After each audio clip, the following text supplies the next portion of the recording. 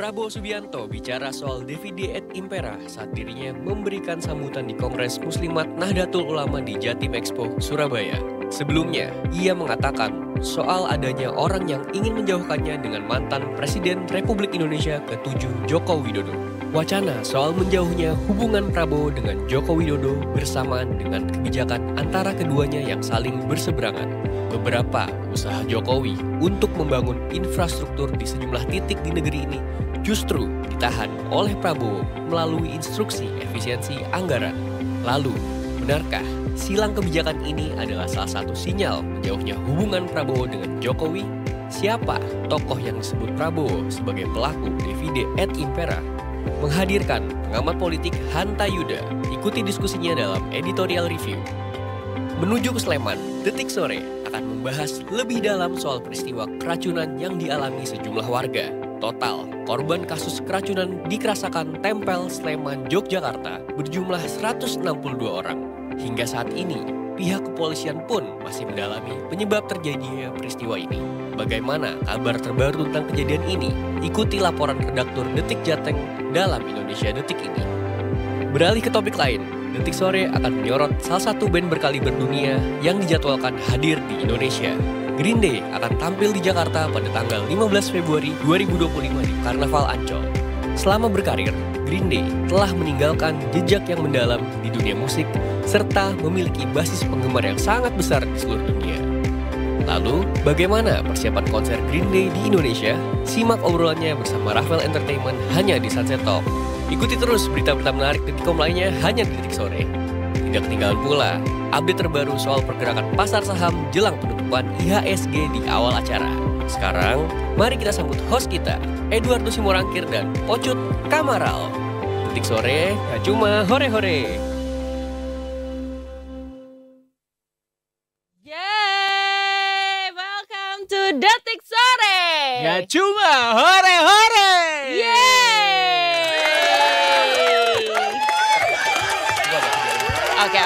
Oke. Mau diulang, Pak? Gak usah, cukup ya. Kan tadi Cukup udah ya. dilihat juga. Detikers, halo, apa kabar? Selamat hari. Hari Selasa. Ini hari Selasa kan? Hari Selasa tuh. Oh iya, hari Selasa ya? Tunggu bentar, ini hari Selasa apa hari Senin ya? Iya, Oh ya, benar. Selasa. Tuesday. Oh iya, Tuesday. Hari Selasa hari ini, besoknya Rabu, Kamis, Jumat, and then weekend tuh full banget Jakarta dengan aktivitas-aktivitas duniawi. Karena kan ini mau bulan puasa, Pak. Oh iya, orang Difull-fullin. pada ini ya, berlomba untuk menuntaskannya semua sebelum bulan Betul. puasanya jalan. Iya, soalnya kan sulit Pak kalau bulan puasa, Bener. Pak. Ada kesulitan tersendiri itu. Iya, kayak Gitu. konsernya Bruno Mars tahun lalu di Mhm. Bangkok kayak apa Singapura gitu, kan bulan puasa. Bulan puasa ya, cuma Dan kan di sana nggak puasa akhirnya ya. nungguin orang-orang kedapetan Bruno Mars pas ke Indonesia kan, dia Mhm. kesini. Tapi kalau gue pribadi nggak apa-apa sih bulan puasa ada konser atau apa Karena lo sebenarnya. gak puasa. Bukan begitu, Pak. Langsung Bukan gue begitu, tembak. Detikers. Langsung gue tembak. Bukan begitu, cuman kan bisa kayak buka puasa di sana, ada tempat makannya juga biasanya gitu-gitu. Oh, tahan emangnya. Apa? Kayak nungguin di venue kan lumayan letih tuh, di bawah terik sinar matahari, antrean. Harusnya sih kuat ya kan, kalau nggak kuat kita menyerah ya. Biasanya kan konsepnya gitu, kalau nggak kuat Nah kita itu menyerah. buat mitigasi hal-hal yang kayak gitu, makanya tuh di Indonesia diusahakan ya pas bulan puasa tuh nggak ada konser. Iya, Makanya nih iya. pada bertumpuk semuanya di Februari kan. Iya, Nih minggu betul. lalu tuh ada Seventeen, K-pop sama NCT juga kalau nggak salah deh. Apa itu minggu depan ya? Apa minggu ini Oh, ya? The Course juga. The Terus Course, minggu ini ya. ada Green Day sama Linkin Park. Minggu Mhm. lalunya lagi tuh ada Maroon 5 kan. Iya betul. Jadi emang di fullin di Februari ini emang bulan yang penuh cinta dan musik. Betul. Betul, Artsy ya banget kan? kita tuh di bulan Februari ini. Iya. Ngomong soal cinta, itu tinggal 3 hari lagi ya, Valentine's Day. Oh ya, iya. Apa yang lo lakukan di Valentine's Day biasanya? Iya biasa aja, bernapas, makan, tidur. Enggak, kalau misalkan lo punya pasangan pada saat itu, lo melakukan sesuatu yang spesial atau kayak ya udah kayak hari-hari biasanya aja. Hari-hari gitu? biasa aja, because every day is Valentine's Day. Oh bisa, jangan percaya Detikers sama Lah laki-laki iyalah. Gemini. kalaupun pada akhirnya enggak, mungkin itu zaman dulu banget ya, kayak Valentine's Day lo harus do something different than Others Day gitu misalnya. Tapi kalau makin kesini, semakin umur yang dewasa ini kayak ya udah sih, hari itu ya hari yang sama aja ya nggak sih? Sama kayak hari ibu atau mungkin hari apa lagi ya? Yang kayak every day is this days gitu misalnya. Iya. Hari ibu juga mungkin karena seluruh dunia lagi ngerayain, jadi ya kita bilang lagi, tapi setiap hari selalu kita bilang love you mom gitu, love you dad gitu. Gue kayaknya terakhir ngomong gitu kapan ya? Gue kapan? Pas gue tebak pasti pas meminta duit kan. Enggak. Gue meminta duit kayak minta aja. Enggak pakai boleh. love you. Kalau dapat moodnya biasanya. Oh iya. Kayak tiba-tiba lagi sweet banget mak gue. Ada apa dia? Pokoknya kalau lagi sayang banget ya udah love you aja gitu. Tapi cara ngomongnya biasanya nggak kayak gitu. Nggak love you mom. Terus? Kakek sayang gitu deh sama mama, kenapa ya? Lebih kayak kenapa bisa begini? Soalnya kan gue gengsian kan anaknya. Oh lo yang gengsian. Iya gue gengsian, jadi yang kayak kok kayak tiba-tiba gitu? Meluk nyokap juga gengsian tuh. Kalau meluk enggak. Jadi kalau misalkan yang keluar dari mulut gue gengsi. Cuman kalau apa yang dilakukan tidak gitu. Gue anaknya gitu. tipe gengsian di mulut. Berarti love language lo apa, Cut? Act of service. Love language lo. Iya, quality time. Quality time tuh masuknya act of service ya.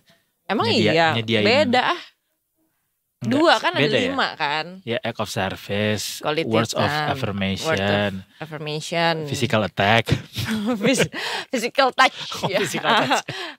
Terus habis itu apa lagi ya? Ada lagi. Terus salah satunya give. Terus satu lagi itu quality time itu. Quality time, quality time itu masuk. Gue sih quality time ya. Anaknya Anda apa? Gue act of service banget lagi orangnya. Oh gitu. Jadi lo suka ya di service ya? Enggak, gue menunjukkan kasih itu dengan gue do something gitu, bukan dengan kata-kata, bukan dengan hadiah. Tapi katanya kita memberi dan kita menerima tuh love language-nya bisa beda. Oh iya. Katanya gitu, tapi gue gak tahu nih bener apa enggak. Jadi gue tuh suka quality time buat kasih ke orang. Kayak gue semuanya kalau kayak gitu, kayak nunjukin kasih buat gue tuh bisa apa aja bentuknya guys. Tapi kalau misalnya gue ke orang lain, gue tunjukannya pasti act of service. Nah kalau misalkan yang menunjukkan kasih untuk jalanan Indonesia ini ada nih, ada NTMC nih. Kasih ini ya, kasih pantauan lalu lintas buat kita ya. Betul. Ada siapa hari ini? Ada Brigadir Ade, mari kita sapa Brigadir Ade. Hai. Selamat sore Brigadir Ade. Selamat sore Brigadir Ade. Halo, selamat sore Edo dan Pocut. Halo, takut banget itu di tengah jalan gak sih? Bukan ya? Enggak. Aman kan ya Brigadir Ade? Ini Jatinegara ya Brigadir Ade? Aman. Matraman dekat. Bukan di Matraman. Oh iya. Jakarta Timur. Si paling Matraman ya, di upstairs ya. Brigadir Ade, kita tanya dong. Ini kan kita 3 days away from Valentine's Day. Kita pengen tanya ke Brigadir Ade. Brigadir Ade tuh love language-nya apa? Quality time kali ya. Oh, quality tuh cewek-cewek tuh quality time itu biasanya. buat nunjukin ke orang atau memberikan yang ke memberikan. orang. Atau yang didapatin dari orang, pengennya dapat quality time. Memberikan dan yang didapat aku suka. Sama-sama quality time ya. Sama-sama, I see. Ya. Iya. Menarik jadi lo itu. Juga sama quality tadi. Time, iya. Tapi kalau misalkan menerima gue suka gift. Ini juga buat detikers ya. Lebih ke semuanya suka kayaknya itu ya, dapat gift ya. Iya. Makanya tuh kalau misalnya kita dapat laporan gini dari Brigadir Ade tuh kita berasa banget dapat kasih sayangnya, curahan kasih sayangnya kedapatan banget. Betul. Karena ini quality time kita bareng sama teman-teman dari NTMC Polri. That's why we need to hear the reports untuk jalanan hari ini dari Brigadir Ade. Silakan Brigadir Ade. Baik, terima kasih Edo dan Pocut. Selamat sore Detiker. Saat ini saya berada di kawasan Matraman, Jakarta Timur, di mana kondisi arus lalu lintas pada sore hari ini dapat kita lihat bersama.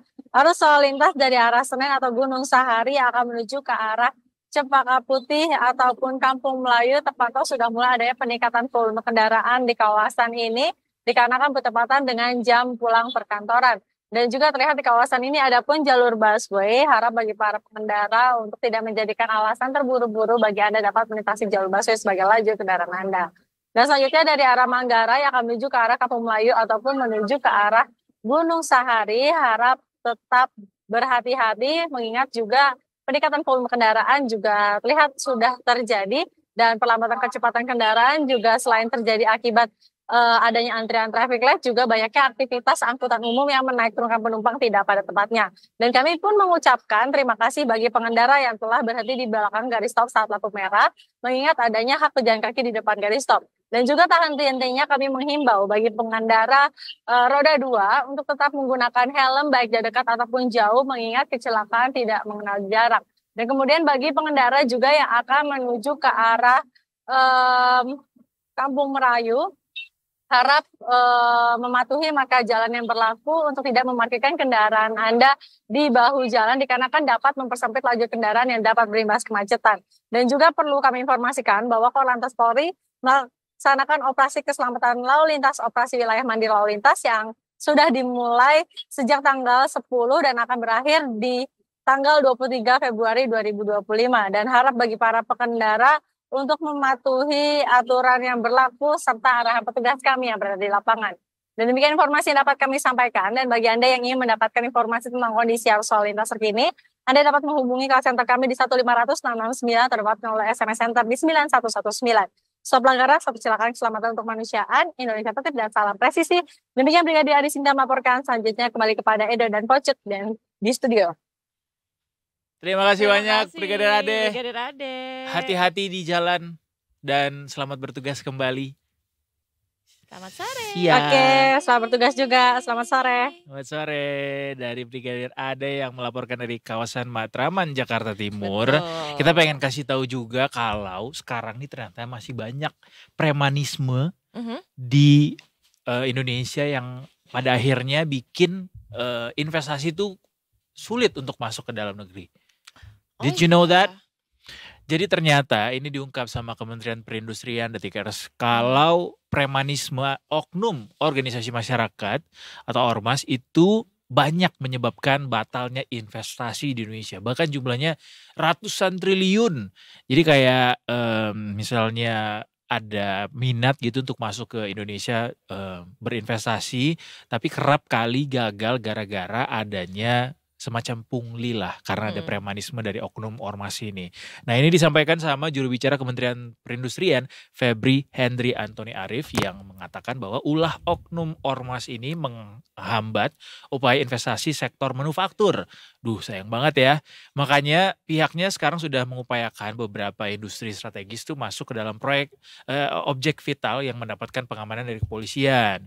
Febri berharap supaya aparat penegak hukum itu bisa berperan aktif memberikan keamanan dan kepastian hukum buat investasi karena ini butuh buat nurunin biaya-biaya yang nggak perlu, termasuk kayak adanya pungli di lokasi-lokasi proyek ini. Apalagi pungli dalam pembangunan pabrik itu akan ningkatin biaya investasi jadi lebih tinggi lagi. Berarti nggak sedikit dong jumlahnya ya.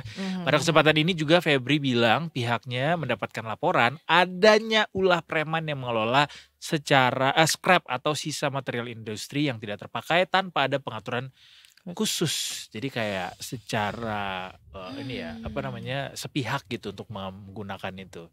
Disayangkan sekali karena harusnya investasi di sektor manufaktur ini bisa banget menciptakan banyak sekali lapangan pekerjaan, tapi malah justru gagal gara-gara adanya ulah oknum ormas yang masih ada aja meminta pungli, pungutan liar.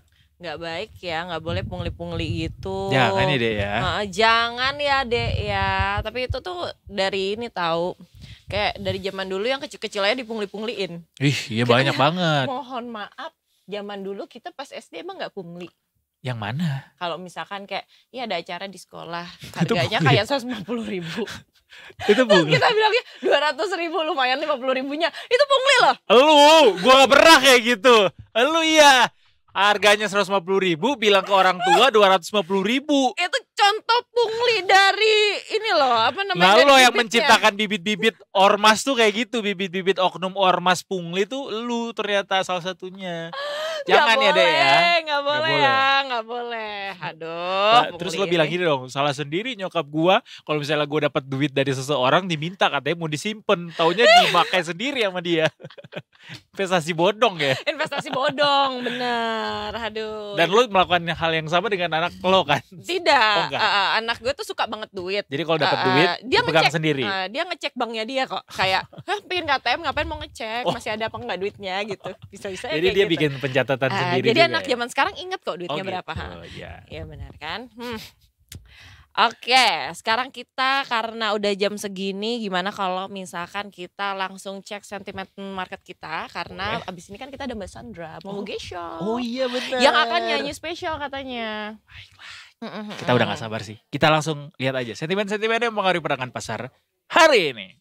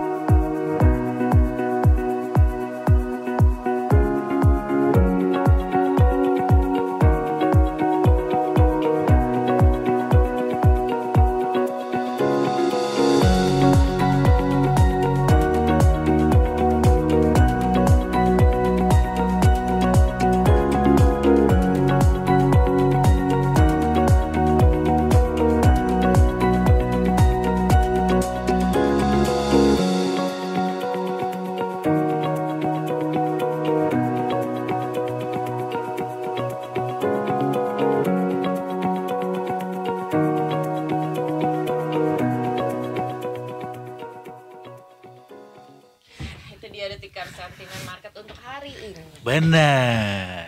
Makanya kita senang banget hari ini. Walaupun marketnya lagi down, lagi anjlok mulu tiap hari. Tapi kita tuh berusaha untuk menghibur diri walaupun banyak banget saham kita yang nyangkut, Cut. That's why kita tuh pengen bilang, dia... Udah, siaran sendiri sana. Bener. Mic-nya belum ada. Ya udah kita sambut dulu. Sandra Geisha di sini. Udah gak Sandra investasiku lagi ya. Sandra Geisha Dengan menyanyi. Bener. Lagunya seperti apa? Silakan. Dia memang hanya dia. Kau apa selalu lagi? memikirkannya. Tak pernah ada habisnya. Tentang dia sih gak apa lagi. Ya dong Pak, jangan dari Jika awal. bukan itu ya? Jika cinta dia mulu. Ini apaan? Ku ingin Oh, Ku coba tarik. ingin kau tahu isi hatiku. Kaulah yang terakhir dalam hidupku. Tak ada yang lain, hanya kamu. Tak pernah ada. salah lagu. Ada. Bagus lah suaranya, Bagus. nyanyi ini pas banget loh. Lagi stres ya. Iya orang-orang yang lagi stres tuh emang banyak kayak tiba-tiba nyanyi sendiri jadi kan. nyanyi aja. Emang, gitu ya. Emang lagi stres Bener banget juga ini sih. semua investor Detikers anyway. Nggak lihat apa 3 hari ini kita beritainnya merah mulu. Merah ya hari ini. Bener, lihat hari ini aja nih tadi pagi aja padahal penurunannya tuh sebenarnya santai-santai aja, tiba-tiba makin kesini tuh makin landai gitu ya Mbak Sandra. Betul. Hari ini aja nih Berapa mumpung udah triliun 16.02 juga, Ya. ISG hari ini tuh ditutupnya di level 6.500 sudah. Wah, 6.531, turunnya 1,75% atau 116 poin. Betul. Bahkan tadi sempat di 6.500 mentok. Ada apa lagi nih Mbak Sandra? Ada Kenapa apa mereka nih? malah landai makin Ada landai? apa? Coba tebak. Menurut aku sih karena ku selalu memikirkannya ya. Asik. Tak pernah ada habisnya. Balik lagi nih Soalnya callback. dipikirin ya, ada apa denganmu? Salah lagu, salah deh. Ya, Gimana nih? jadi kalau IHSG masih ya dapat gempurannya dari global. Hmm. Ditambah lagi kemarin yang perang tarif kan, kayak Presiden Trump semakin serius nih. Dia kan Ya. kalau untuk yang impor aluminium, baja Ya. ya tarif 25%. Dan Betul. ternyata negara-negara yang lain juga nggak tinggal diam, akan memberlakukan Wah, serupa serangan juga. balik. Kalau misalnya Amerika mau ekspor gas ya, karena Ini kan kalau dia mau mau balas-balasan produksi kayak gini, minyak dan gas. Iya.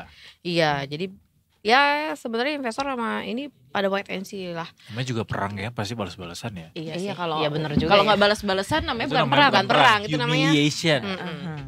Terus ditambah lagi saham yang big cap Itu yang fundamentalnya bagus ya, yang perusahaan big caps itu kinerjanya semua tidak sesuai ekspektasi pasar gitu. Jadi investor kecewa ya, dan tentunya asing juga pasti kecewa ngelihat perusahaan-perusahaan yang fundamental bagus di Indonesia nih ya, ternyata hasil kinerja keuangannya tumbuhnya tipis kayak gitu. Kayak kemarin Bank Mandiri, Iya, terus perbankan ada telekomunikasi ISAT,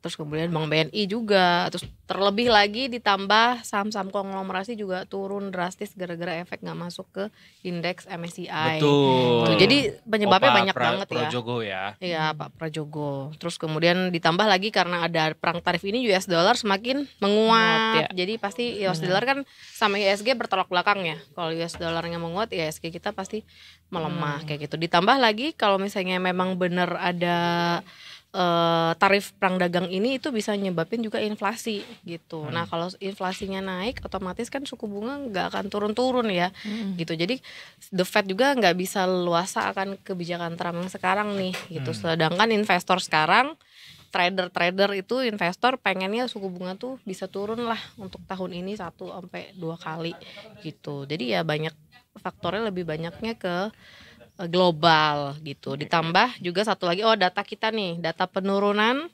Karena ini kan keluar data ada 2 ya, car sales, penjualan mobil secara year on year tuh turun, terus minus 11%. Terus kemudian kepercayaan masyarakat untuk konsumsi itu juga turun gitu. Jadi ya daya konsumsinya melemah ya. Dan secara year to date dari Januari sampai sekarang Februari, asing tuh udah keluar hampir 8 triliun di IHSG kita gitu. Jadi ya gitulah Ya. Set. kita wait and see aja lah ya. Jadi Jangan sampai memaksakan ya kalau kan kayak ya. gini tarif ini perang satu sama lain, jadi akan sampai kapan penurunan ini akan terjadi? Mungkin ya setahun ini masih bisa terjadi, masih tough lah, masih Dari survive. catatannya atau dari risetnya investasiku, kira-kira dia akan sampai di batas support berapa, Mbak? Kalau IHSG ya, kalau kita lihat Kayak ini kan dia udah tren tembus penurunan ini akan dari sampai kapan sampai di akhirnya bounce back gitu? 6.600. Oke. Coba kita look dulu. Karena pasti semuanya juga pada bertanya-tanya kayak ini dia kapan nih IHSG bakal bounce back gitu, di level berapa? Mungkin juga orang-orang pada takut juga masuknya di. Kalau lihat dari RSI sih sebenarnya udah di bawah ya. Ini sebenarnya udah hampir mau jenuh jual. Jadi harusnya udah bisa bounce back untuk beberapa hari atau minggu ke depan. Cuman kalau misalnya asingnya masih terus jualan, masih deras jualannya, ya itu kita akan lebih lama bounce back-nya kayak gitu. Kayak kemarin kan sempat hijau ya waktu penutupan ya. Kita berharap udah mau bounce back udah gitu volumenya udah lumayan ada juga nih dari rata-rata. Ternyata hari ini malah kebalikannya IHSG turun makanya lagi. kayak sentimen apa Mbak yang dinantikan oleh para investor untuk bisa kasih ruang pemulihan gitu buat IHSG? Nah kalau untuk IHSG sendiri sebenarnya harus ada sentimen positif ya yang ada di dalamnya gitu. Terutama sih sebenarnya penurunan suku bunga itu pasti diharapkan, karena kan mengharapkan BI. lagi dari global juga, dari kita juga, ya terutama dari kita sih sebenarnya. Cuman kan kalau dari kita kan lihat lagi patokannya dari luar lagi kan gitu. Nah kalau misalnya suku bunganya sudah mulai turun, terus berharap ya investor masuk lagi ke kita, dan terutama juga harus melihat perusahaan-perusahaan yang besar yang fundamentalnya bagus itu mereka bisa kinerjanya membaik kayak gitu. Ini semua kinerjanya itu serba menurun sekarang kayak gitu, terdampak oleh faktor global kayak gitu ya. Jadi biasanya sih waktu Trump yang waktu pemerintahan kemarin yang 1.0 ISG kita tuh nggak kemana-mana. Jadi mungkin yang paling besar sentimen yang bisa menahan gejolak ISG ini adalah penurunan bunga acuan. Iya, sama kebijakan Pak Prabowo lah. Udah pasti ya. Kebijakan yang semuanya mana berjalan. Kebijakan yang dari mulai hilirisasi, tambang gitu, terus kebijakan yang makan gratis, kebijakan yang pertanian gitu. Maksudnya biar ekonomi kita tuh tumbuh kembali, biar dilirik lagi sama asing kayak gitu. Sektor-sektor itulah yang krusial itulah. Tapi sekarang kan kita belum bisa kelihatan ya hasilnya. Jadi pasar saat ini masih belum melihat betul. dampak nyata dari kebijakan yang dilakukan Pak Prabowo dalam ini udah 100 hari kan anyway. Iya, tapi kan gak secepat itu juga. Betul. Jadi belum terlihat yang signifikan gitu. Jadi kalau misalnya pasar mau naik ya harus ada sentimen yang positif yang signifikan tuh ada di kita gitu sehingga dia bisa bounce back gini. Jadi berapa Mbak tadi level supportnya? Level kemungkinan support akan yang berikutnya ya kalau ini kan volumenya masih asing masih deras ya. Mungkin gak sih ISG tuh di tahun ini akan ada turun sampai ke level 5.000? 5.000 ya. Sekarang berapa sih? Mungkin amit ya gitu. Tapi ya 6.500 nih sekarang. Sekarang udah 6.500. Iya, 6.500. Ada kemungkinannya nggak Mbak? Ya sebelum ke 6.000, 5.000 ke 6.000 dulu. Tapi jangan sampai lah ya 5.000 Soalnya itu tahun berapa ya? Mengingat ini kita juga di 5.000 kan di kejadian ini terjadi hanya beberapa saat setelah Presiden Trump terpilih gitu dan kemudian menyatakan beberapa perintah eksekutif gitu. Ini baru aja jalan nih, baru dibuka nih, baru dimulai nih, baru start gitu. Gimana nanti ke depannya lah akan lebih banyak lagi kebijakan yang diimplementasikan. Iya, gitu. kecuali Presiden Trumpnya melonggarkan ya kebijakan-kebijakan, jadi kita juga bisa bernafas. Terus perdagangan kita masih lancar lah gitu untuk ekspor dan lain-lain gitu. Ini kalau kita lihat dia tertahan ya di 6.500 ya. Kalau turun pun lagi dia bisa ke 5.900-an.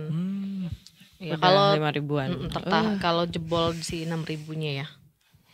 Kalau udah 5.900 di bawah 6.000 bisa ke 5.000 sangat bisa mungkin. jauh lagi turun ya karena psikologisnya udah beda ya. Iya betul karena level psikologisnya udah terjebol lah gitu ya. Ya pemerintah kita juga harus intervensi juga sih karena kan lihat kita rupiah melemah terus ya. Iya. Semakin rupiah melemah ya kita juga semakin melemah. Betul. Gitu. Mungkin ini juga jadi pertanyaan Mbak Sandra karena ISG lagi anjlok kayak gini buat orang yang mau masuk untuk berinvestasi kira-kira kalau nggak di ISG bisa di mana ya yang bagus ya? Maksudnya kalau bukan di saham? Iya sorry. Kalau nggak di pasar modal di saham di mana bagusnya? Apakah misalnya dari reksadana apa nih yang menarik gitu misalnya atau ke obligasi atau ke emas atau kemana? Oh kalau misalnya lagi ketidakpastian gini sebenarnya kita bisa lirik emas ya. Karena kalau kita lihat harga emas tuh naik terus nih. Sampai sekarang pun dia masih naik cetak harga tertinggi terus gitu. Karena market merespon ekonomi itu lagi nggak stabil, lagi nggak pasti di seluruh dunia lah, bukan hanya di Amerika doang, nggak seluruh dunia itu berdampak gitu. Jadi mereka berlari-lari simpen emas, beralih ke emas sebagai safe haven kayak gitu. Mungkin kita bisa melirik emas kalau memang ini gejolaknya masih panjang, masih nggak kepastiannya itu masih panjang ya. Kita bisa di emas atau di reksadana, pasar uang, ya, berarti yang aman-aman gitu ya, atau obligasi pemerintah. RDPU ya, RDPU ya, ya berarti RDPU, ya. reksadana pasar Bukan uang. yang pasar saham ya? Bukan, pasar saham sama aja dong, bergejolak juga. Keluar kandang singa, masuk kandang kobra. Ya. Betul. Ini harga emas udah 1,69 ya. Cuy, udah mau 1,7. Ini bisa jadi harga emas tahun ini bisa tembus 2 juta ya? Bisa jadi. Buat kalian mungkin yang udah beli emas dari sejak sebelum COVID yang harganya masih belum nyampe 1 juta per gram, cuan banget sih ini. Cuma punya 1 gram. Agaknya sedih sih. Ya nggak apa-apa tetap Gak apa-apa tetap lah ya, berkali lipat juga kan Iya, walaupun cuma lumayan. 1 gram Buat gitu. kepepet bisa dicairkan kalau buat urgent The real apa namanya instrumen pelawan inflasi ya. Iya. emas Benar nih. sih. Iya. Temen gue ini punya emas kemarin. Nih boleh ya sambil cerita. Apa tuh? Dia beli emas kayak 5 tahun yang lalu apa kalau nggak Oh, salah iya. berapa gitu. Terus kayak BU banget lagi. Coba lihat lo beli berapa kayak 4 jutaan gitu. Mm. Terus pas dijual 7,8. Lumayan kan? Kayak Cuan ya. lumayan traktir. Langsung gitu. Lumayan Padahal loh. BU ya. Enggak masalahnya tetep dia ada uang tiba-tiba pajak. nemu. Iya. Tiba-tiba nemu kan Oh, lagi nemu. banget. Dia nggak nyadar, Tiba-tiba dia nggak nemu di tahu kamar. pernah Oh, beli. itu harta karun sih, hidden Iya gem kan, itu. jadi kayak Wajib ada pajaknya sih itu. Soalnya di perjalanan 4 juta, ya udahlah ya gitu. Tiba-tiba pas berapa nih? 7,8. Hampir Iya 100% dong. Iya, hampir Iya, 100%. 100% ya. Dari 4 ke 7,8 sampai 100%. Agak kaget sih gue. Udah dilaksanakan traktirannya? Udah. Oh, udah. Udah lengkap banget pakai isi bensin. Oh, beli lengkap kopi, ya. Lengkap. Karena kan cuaca Nggak beli lumayan baju, loh. yang lain-lain mau lebaran kan? Mungkin ada detikers di sini yang juga punya emas pernah beli terus lupa gitu. Iya. Coba dioprek-oprek Coba deh dioprek-oprek. kamarnya. Iya, siapa Ah. tahu nemu ya atau Biasanya emas. kan kayak beli terus kayak kadang-kadang lupa gitu ditaruh aja. Iya, sengaja. hadiah. Oh, sengaja ada ya lupa, orang sengaja begitu ya? lupa. Sengaja lupa juga bisa loh. Ada orang begitu ya? Enggak sih kalau Gue sih kalau gua punya sih enggak. emas gue akan ingat ya. Iya. Setiap gram yang gue beli tuh akan ingat gue. Atau mungkin itu dikasih kali. banyak Iya, ya. Iya. dikasih mantan pacarnya Oh waktu iya itu. dikasih makanya nggak inget mantan Dikasihnya pacar mantan lagi. pacar. Oh iya. Kayak, Terus kayak gitu-gitu diingat sih. Makanya terus kayak lumayan nih ternyata. Padahal gue kayak apaan sih gitu. Minta maaf dikasih emas. Ternyata membantu nih 5 tahun kemudian. Iya 5 tahun kemudian malah cuan ya. Ya Double-double udah, lagi. kalau gitu emas nih detikers masih Emas. menarik untuk di Yes. koleksi ya walaupun harganya juga udah cukup tinggi sih. Iya. Iya. Cuma ya berharap aja dunia akan semakin Ya, jelas. kacau sehingga harga emas akan semakin tinggi. Boleh jangan nggak Mbak? Jangan dong, boleh yuk jangan. Ya dunia harus imbang ya. Tapi ya hati-hati. Mungkin kalau maupun sekarang mau beli emasnya dalam waktu dekat ya tunggu agak turun dikit ya. Oh. Iya, ini Jangan lagi pas tinggi Taunya banget ternyata soalnya. makin tinggi lah. Iya kenapa itu kayak juga sih kemarin. ya. Iya Ya iya. udah, semuanya pertimbangannya di Iya. kalian. Iya. Tahu kalian sendiri yang tahu profil risiko keuangannya Iya. masing-masing. Jadi ya just be wise aja. Yes. Terima kasih Mbak Sandra. Terima Terima kasih. kasih, Mbak Untuk hari Sandra. ini kita nyanyi lagi nanti ya. Iya. Oh, enggak Besok sekarang? ya, besok. Oh enggak sekarang Iya. ya? Enggak penutupan? Disimpan. Ayo bisa sih. Penutupan kan closingan boleh lah Mbak Oh. Sandra. Nanti ya habis kita ore-ore terus habis itu Iya, langsung iya ya. biar Gimana tadi liriknya? Lupa lagi gua. lagu yang sama. yang Ku sama. ingin kau tahu gitu ya. Aku ingat. Mana Ku sih? ingin kau tahu. Isi Ya, lagu apa itu? hati. Oh, ungu dong. Oke guys, Oh, ya. jangan kemana-mana. Abis ini kita masih punya amunisi yang menyegarkan lainnya. Termasuk Yes. nanti kita akan bicara soal politik adu domba Wow. antara Seru. raja masing-masing. Kita akan Iya. banyak bahas itu. Sesaat lagi Detikers di Detik Sore. Gak cuma Hore-hore. Ku ingin kau tahu isi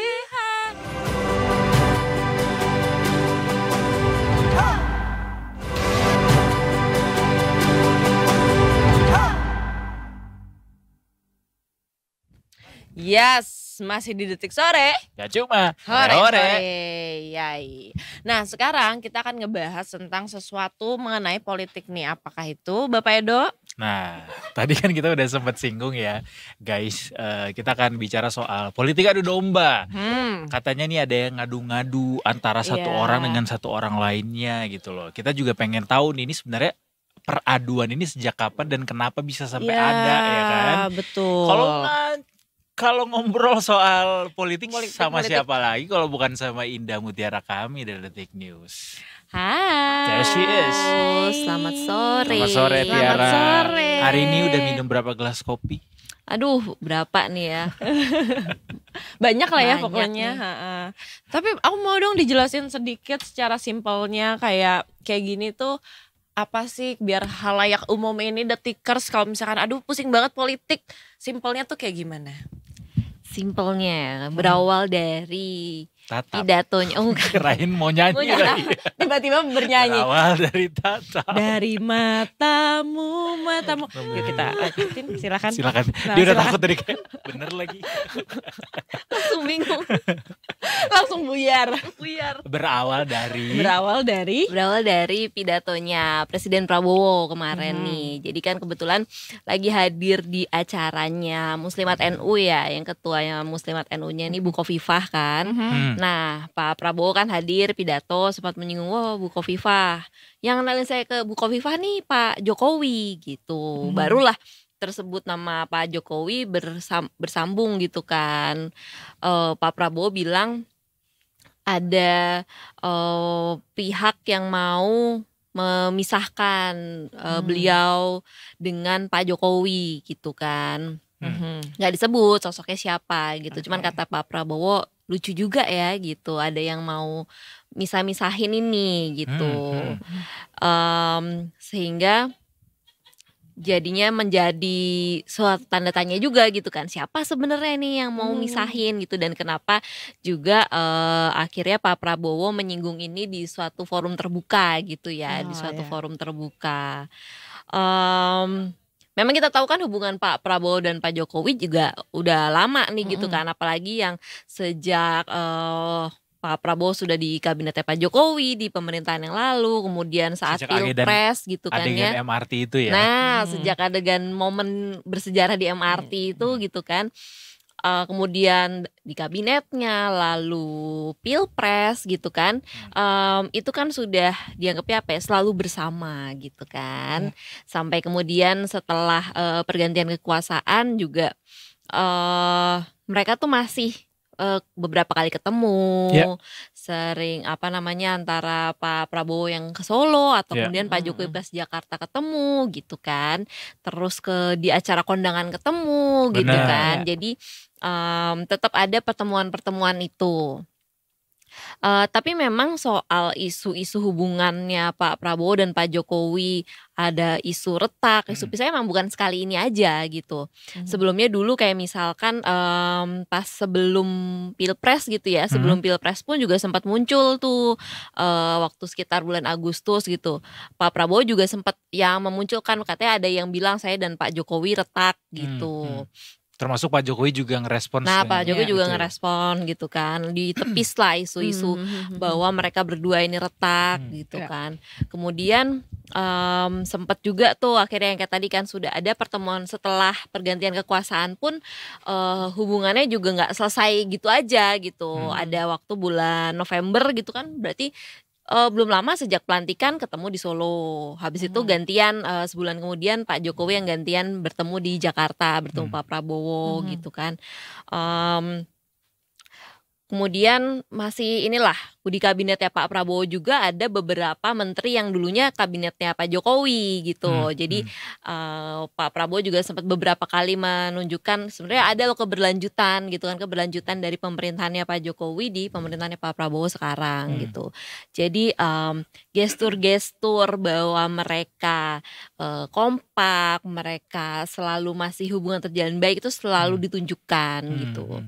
Tapi memang mungkin ada beberapa pihak gitu ya mungkin yang entah menyebarkan isu atau misalkan ada juga anggapan publik juga mungkin kan, karena dengan berbagai entah kebijakan, berbagai pernyataan kemudian dibuat asumsi-asumsi atau mungkin karena jarang ketemu gitu kan, jarang ketemu terus dianggap asumsinya wah udah ini nih beda kubu nih, udah beda jalan nih gitu. Atau mungkin termasuk soal isu IKN yang katanya mau diblokir anggarannya. Itu yang terbaru juga kan, karena kan kita juga tahu IKN nih legasinya Pak Jokowi gitu kan. Jadi selalu pembahasan tentang IKN lanjut atau enggak tuh selalu jadi ini ya, selalu jadi isu yang bergulir gitu. Kayak menjadi perwakilan penjustifikasian bahwa memang benar ada isu ini gitu. Nah, jadi karena kemarin ada isu-isu anggaran IKN yang diblokir itulah mungkin mulai berhembus menjadi tanda tanya gimana sebenarnya hubungannya Pak Jokowi dan Pak Prabowo sekarang gitu. Makanya Pak Prabowo kemarin ada pernyataan menepis itu. Tapi bapak itu ketemu terakhir kapan tuh? Ketemu terakhir nih sempet kemarin tuh waktu kondangan ketemu kan, bahkan bulan apa nih ya? Masih awal Februari kok, belum lama sempat ketemu bulan ini bahkan ya, bukan bulan lalu ya. Ketemu di kondangan kan, jadi ketemu di kondangan. Oh, yang bilang beliau ini ada obrolan soal cawe-cawe. Mentor saya gitu-gitu ya. Sempat ada momen bercanda soal cawe-cawe segala gitu. Jadi memang itu ya mungkin kondangan ya, ajang ketemu para pejabat ini silaturahmi, mereka ketemu lah di situ. Jadi obrolannya less formal ya. Ya. Tapi dari pertemuan itu apakah ada tanda-tanda yang dilihat sama redaksi gitu kayak beda deh ini gesturnya mungkin atau mungkin omongan-omongannya, apakah ada tanda perenggangan di situ Tiara atau gimana? Kalau ini sih ngelihatnya bahwa mereka masih ini ya, masih ada itulah, masih cair ya, ada bercandanya, tapi ada sambil saling hormatnya juga gitu kan. Yang menarik juga momen bahwa ini juga videonya diupload itu, berarti kan memang mau menunjukkan gitu kan. Jadi Pak Jokowi juga waktu diwawancara di Solo, biasanya sama wartawan di sana juga ditanya nih waktu obrolan gimana sih momen pas yang ngobrol cawe-cawe di kondangan itu gitu. Ya itu sambil bercanda katanya, Pak saya mau ke Solo gitu, mau cawe-cawe gitu kan. Jadi balasnya ya Bapak kalau mau cawe-cawe saya nggak apa-apa, bercanda-bercanda seperti itu. Tapi kalau sampai Pak Prabowo membawa isu ini ke pidatonya beliau gitu, berarti apa Tiara maksudnya? Apakah memang mau mengklarifikasi? Kalau klarifikasi berarti memang isunya memang ada atau gimana? Apa yang dimaksud sama Pak Prabowo di sini?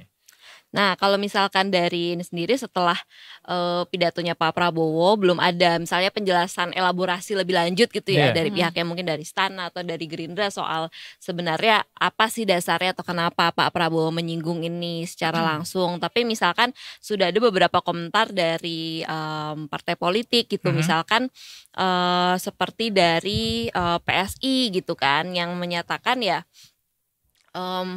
mereka tuh memang udah hubungannya tuh udah oke gitu. Jadi kalau misalnya ada yang mau misahin Pak Jokowi dan Pak Prabowo tuh pasti gagal gitu. Mereka nggak bisa semudah itu dipisahkan gitu. Oh, nge-defend nih PSI. Nge-defend. Tapi ada juga komentar misalkan dari politikus PDIP gitu yang menyebut bahwa ya hubungan baik itu bukan berarti antara mantan presiden dan presiden itu harus jadi satu terus gitu. Ya memang sekarang sudah presiden yang berkuasa Pak Prabowo, ya memang harus jalan gitu sendiri gitu. Bukan berarti hubungan baik lalu ya harus jalan terus kalau kata PDIP gitu. Sama kayak kita kalau temenan sama orang tuh nggak harus komunikasi terus, chatan terus ya. Jalan terus. Bener-bener pacaran kita gitu kan jatuhnya tiap hari banget soalnya. Bahkan ada orang yang pacaran nggak butuh harus komunikasi terus juga kan? Masa? Ada yang kayak gitu. Gue kemarin baru membaca. Agak lucu ya. Beneran juga. Ada loh yang kayak gitu. Tuh pacaran aja nggak gitu-gitu banget berarti. Bener. Ada gituannya loh. Gitu. Tapi mungkin jadinya kita timbul ke pertanyaan kenapa bisa sampai ada tendensi isu ini berada di masyarakat gitu. Apa yang beredar, asumsi yang beredar. Makanya tadi kan sempat udah kesinggung juga soal IKN misalkan, atau mungkin soal nggak ada pertemuan formal-formal gimana gitu kan.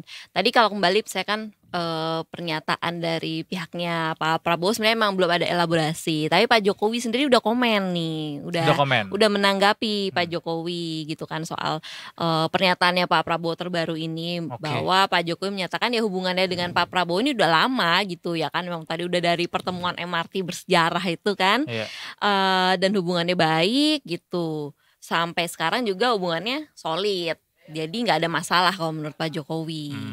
Oke. Menarik sih ya, masih sangat menarik untuk diikuti seperti apa saga ini akan berlangsung, karena memang cukup panjang digoreng sama publik gitu. Kita sekalian Tiara, karena hari ini juga akan ada Mas Hanta Yuda dari Poltreking yang akan ngobrol bareng sama kita di sini. Udah ada Mas Hanta katanya dari Zoom. Selamat sore Mas Hanta. Selamat sore Mas Hanta. Selamat sore Mas Mbak Tiara. Gimana Selamat sore Mas. kabarnya Mas? Sore, alhamdulillah baik.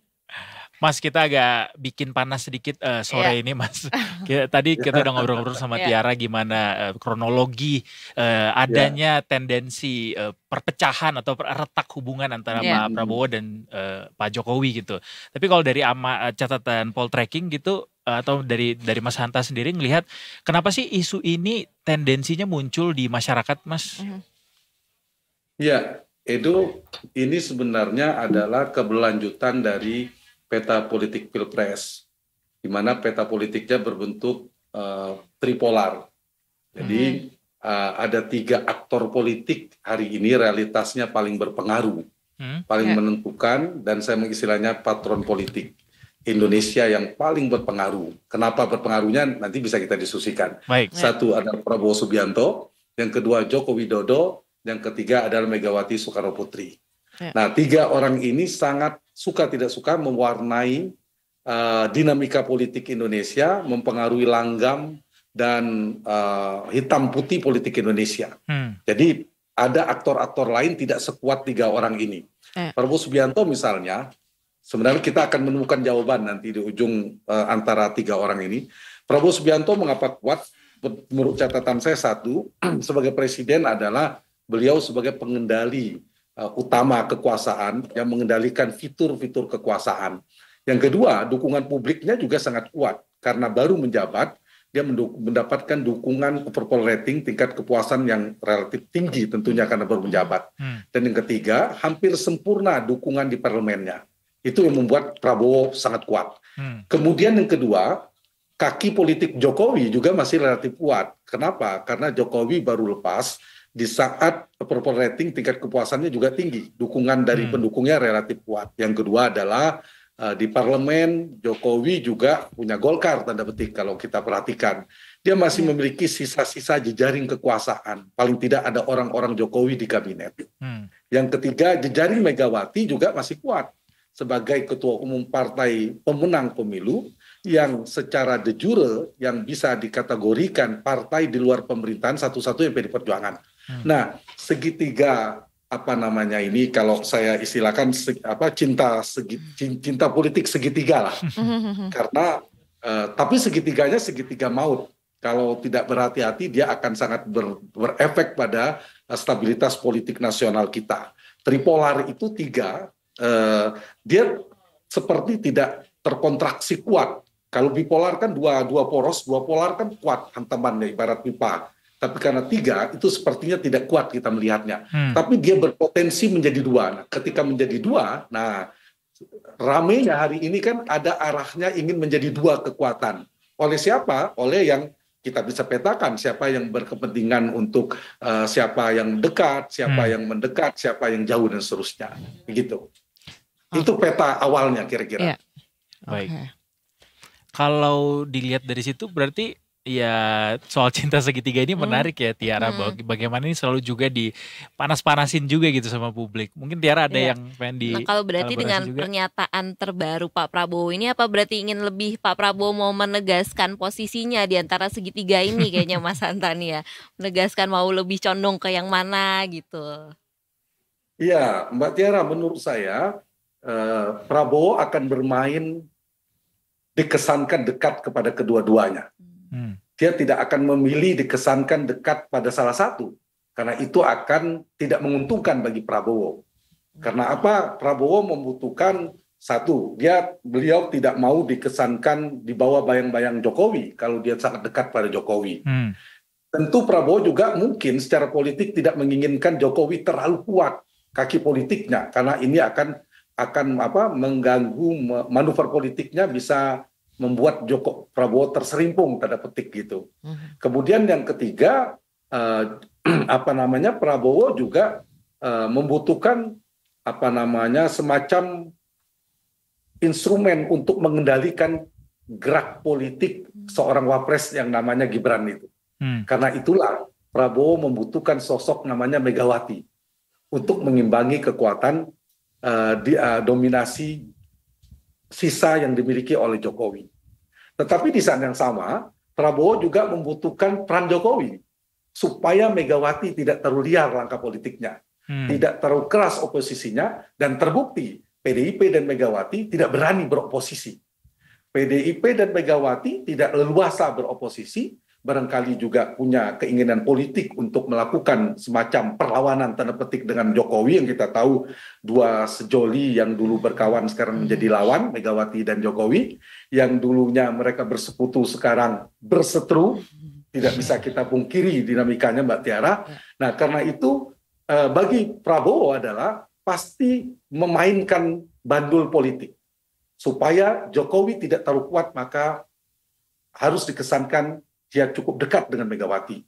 Pun sebaliknya, sehingga bandul politik itu masih dikendalikan oleh seorang Prabowo sebagai presiden. Kedua-duanya dibutuhkan. Jadi menurut saya, Prabowo tidak akan mengirimkan pesan dia akan dekat kepada salah satu, tapi di satu titik mengesankan dekat dengan Pak Jokowi, di hari yang lain menunjukkan dekat dengan Megawati. Dan itulah permainan strategi politik atau trik politik Pak Prabowo, saya kira dalam jangka pendek maupun jangka panjang akan dimainkan. Nah, beda dengan Pak Jokowi dan Ibu Megawati, dua ini kan sulit, kita tidak ada opsi digabungkan.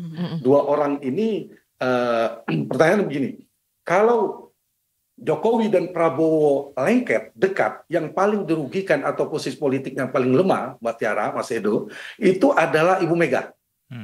Sebaliknya, kalau Jokowi dan Prabowo pecah kongsi, itu menyebabkan Megawati menjadi kuat posisi politiknya. Atau yang paling diuntungkan adalah Megawati dengan kedekatan itu. Jadi dari pola ini kita bisa melihat ya permainan segitiga kekuasaan politik di antara tiga orang ini, siapa melakukan trik apa yang paling ideal, saya membaca dalam analisa politik.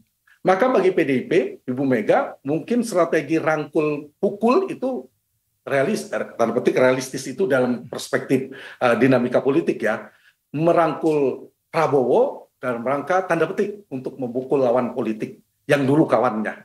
Nah, ini yang saya kira kita akan melihat tontonan ini, dugaan saya akan cukup dinamis ya. Meskipun orang akan berpikir mungkinkah Jokowi dan Prabowo berpisah, sulit dalam waktu dekat prediksi saya. Nah, dinamika itu nanti meskipun tidak mustahil, karena nanti menjelang 2029 ujian itu akan semakin keras nanti. Jokowi dan Prabowo akan mengalami ujian berat menjelang Pilpres nanti.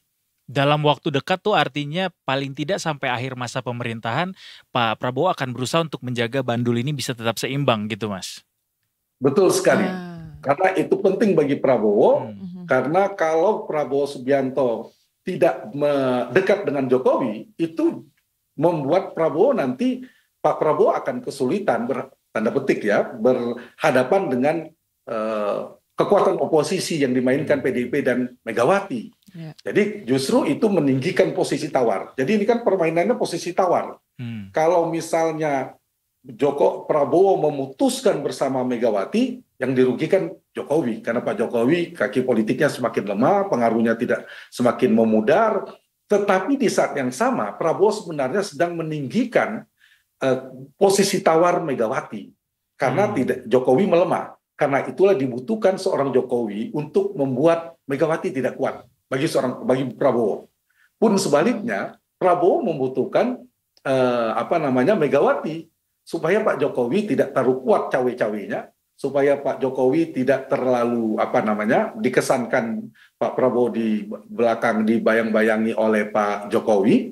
Jadi Prabowo sebenarnya kalau pandai memainkan ritme ini, maka dia akan sukses. Karena akan menjadi penentu pemain bandul kekuasaan. Tetapi sebaliknya, kalau tidak berhati-hati, juga sebaliknya bisa terserimpung dalam makna, kalau tidak berhati-hati memilih salah satu, kemudian dia berhadapan dengan kekuatan yang lain, itu merugikan. Dengan Ibu Mega tentu ada potensi kekuatan oposisi yang menyulitkan kebijakan dan agenda pemerintahan misalnya di parlemen. Dengan Pak Jokowi juga tidak bisa dianggap ringan. Karena Jokowi masih punya kaki politik di sebagian anggota kabinet, kemudian putranya adalah wapres, sehingga kalau misalnya saya ditanya, Mas Edo, terpaksa harus memilih bagi Prabowo bersama Jokowi.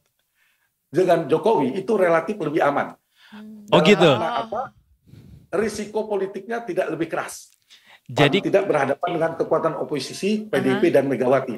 Tapi kalau Pak Prabowo nekat bermesra menjalin CLBK-nya cinta lama bersemi kembalinya Ibu Mega dan Pak Prabowo itu terjalin, kemudian dengan mesra membangun kesepakatan cinta politik baru dengan meninggalkan Jokowi, kesannya memang Jokowi mantan. Tetapi menurut saya ini mengandung potensi riak pergerakan perang politik yang cukup kuat. Karena terlanjur Jokowi sudah menancapkan kaki politik cukup banyak. Bagi Prabowo butuh waktu lama untuk melemahkan atau mengikis pengaruh Jokowi di parlemen misalnya. Coba hitung ada berapa menteri yang orang Jokowi yang diangkat karena dikirim oleh partai Joko Widodo. Nah, Wapres risikonya itu. Risiko kedua, relasi kuasa antar presiden dan Wapres terganggu. Kalau presiden Wapres terganggu, yang rugi kan pasti kebijakan dan kita semua. Dan itu memberikan dampak negatif bagi pemerintahan, soliditas di kabinet, kekompakan di parlemen, dan juga dalam perspektif publik. Karena itu kalau bicara tentang cost benefit atau antara manfaat, faedah dan mudaratnya, agak lebih berisiko tinggi kalau Pak Prabowo memilih salah satu misalnya memilih dengan Ibu Mega meninggalkan Jokowi, ketimbang memilih Jokowi dengan tidak seperti sekarang tidak terdekat dengan Megawati. Artinya rasanya nggak mungkin ya. Artinya rasanya nggak mungkin ya Mas kalau Pak Prabowo sampai akhir masa jabatannya itu akan memilih salah satunya gitu ya. Dugaan saya tidak. Jadi bakalan dijaga terus ya, segini terus aja ya Mas ya. Betul. Oke. Dan itu yang karena itu yang menguntungkan Pak Prabowo. Kalau Pak Jokowi pengennya udahlah, nggak usah pakai Ibu Mega.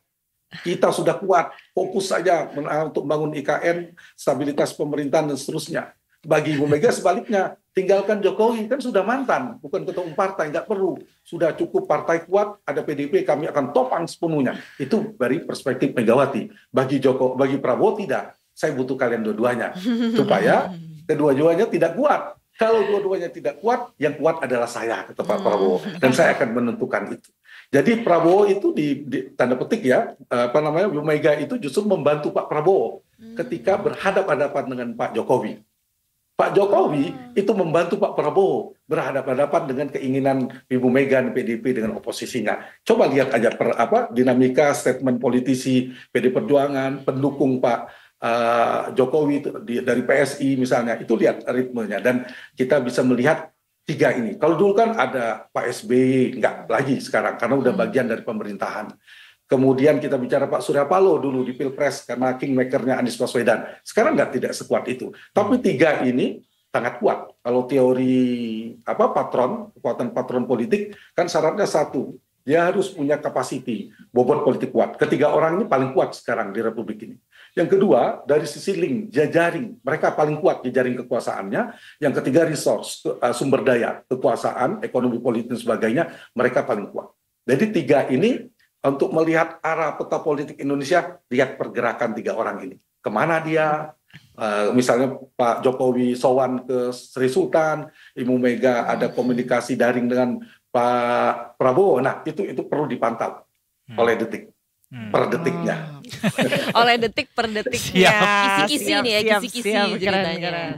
Oke. Siap Mas Santa. Tapi kalau misalnya dari antara dua ini, yang posisi tawarnya lebih tinggi siapa Mas Santa? Untuk sekarang nih. Untuk saat ini, konteks sekarang. Ya, kalau saya bicara normatif sebelum saya jawab itu, kita tentu berharap semuanya dirangkul, semuanya bersama ya untuk kekuatan bangsa. Tapi kadung agak sulit menyatukan Pak Jokowi dan Ibu Mega.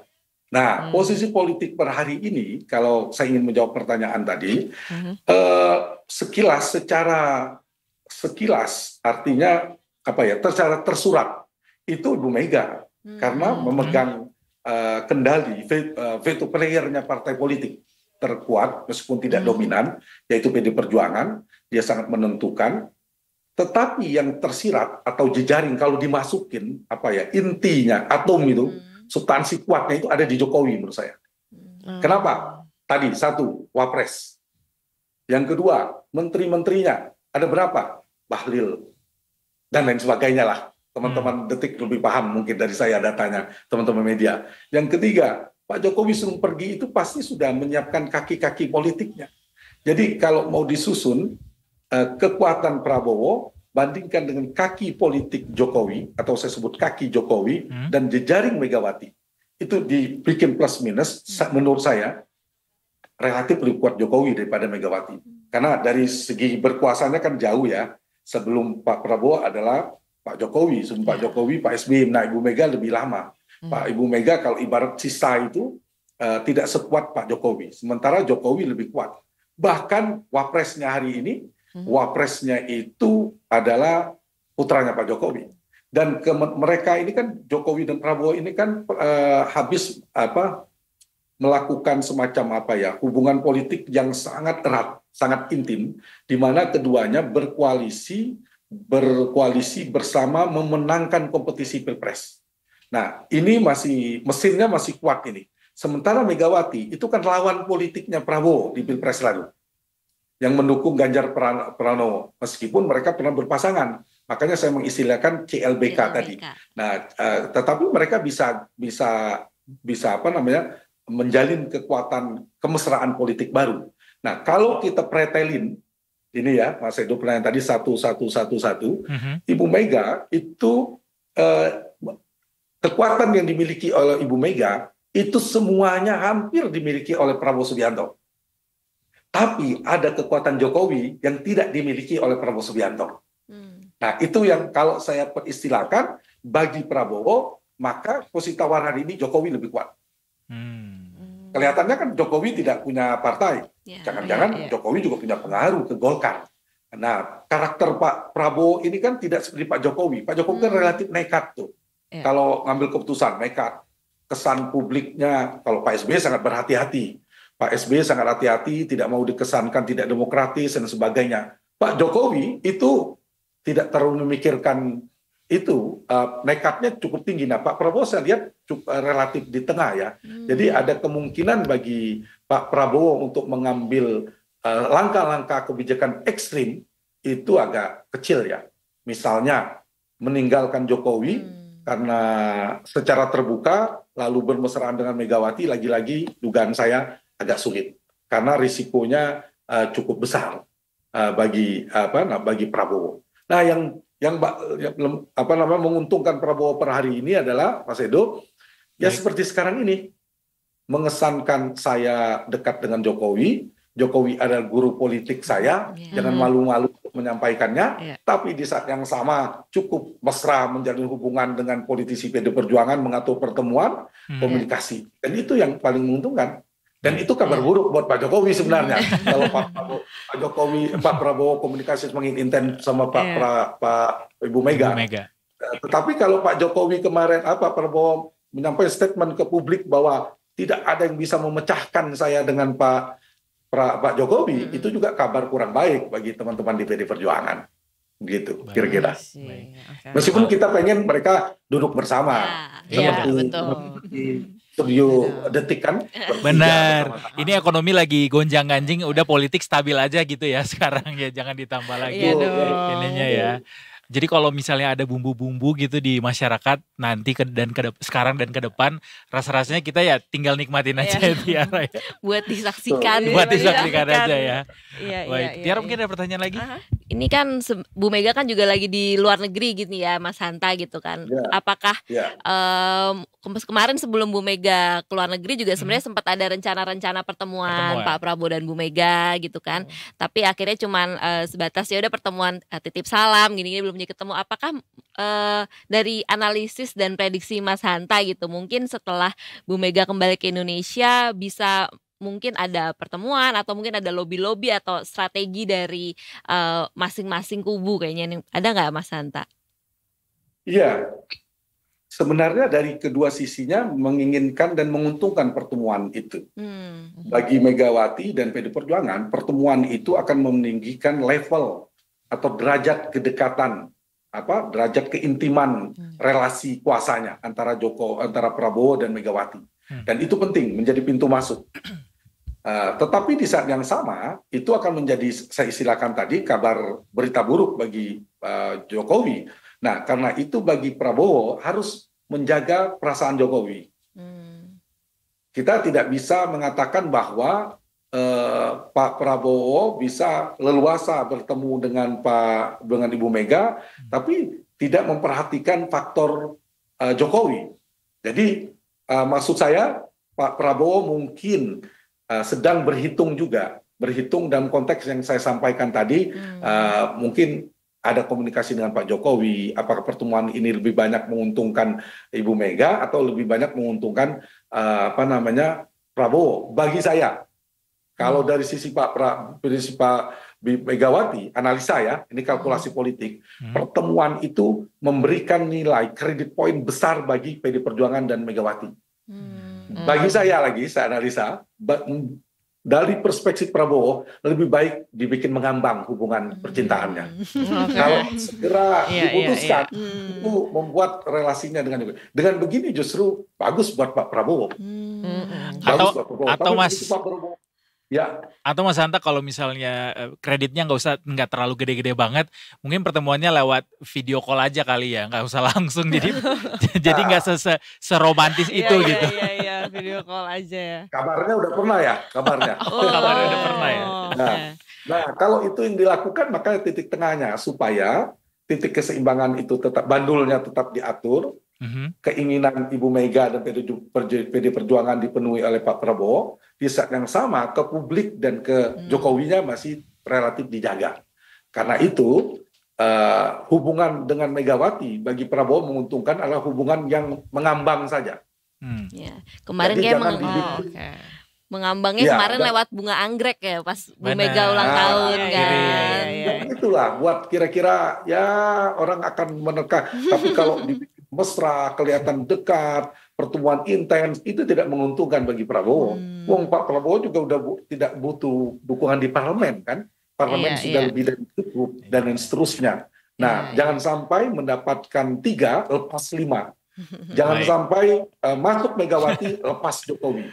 Megawati kawan membuat Jokowi menjadi lawan. Itu kan sama, membuat repot diri sendiri. Tapi bagaimana membuat Jokowi tetap kawan sejati bagi Prabowo, di saat yang sama Megawati tetap menjadi semacam kawan juga, atau oposisi setengah hati. Tapi realitasnya tidak oposisi juga. Nah, ini yang saya kira harus dijaga oleh Pak Prabowo. Tapi kalau dari sisi kebijakan publik, rakyat kita pengen apapun lah pilihan politiknya, yang penting kan ujungnya adalah kebijakan pemerintah baik, kemudian Pak Prabowo bisa menunaikan janji-janji kampanyenya, kemudian bisa mensejahterakan rakyat.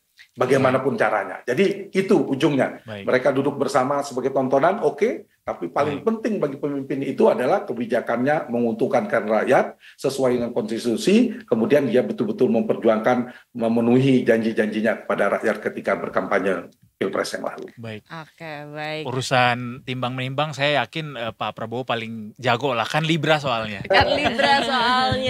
Betul. Oke. Ya, tapi terakhir. Jadi sarannya Mas Hanta nih sebenarnya Pak Prabowo tuh juga jadinya nggak perlu flexing nih tentang kedekatannya sama Bu Mega. Ya, gimana? Nih sarannya Mas Hanta berarti Pak Prabowo nggak perlu flexing ya tentang kedekatannya sama Bu Mega. Betul. Oke. Dengan Jokowi itu sudah bukan terlanjur. Publik sudah mahfum dan paham Jokowi adalah dekat dengan Prabowo.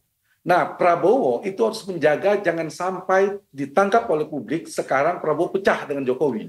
Itu merugikan bagi Prabowo. Sehingga Pak Prabowo harus menjaga dalam perspektif komunikasi publik, saya tetap baik-baik saja dengan Pak Jokowi.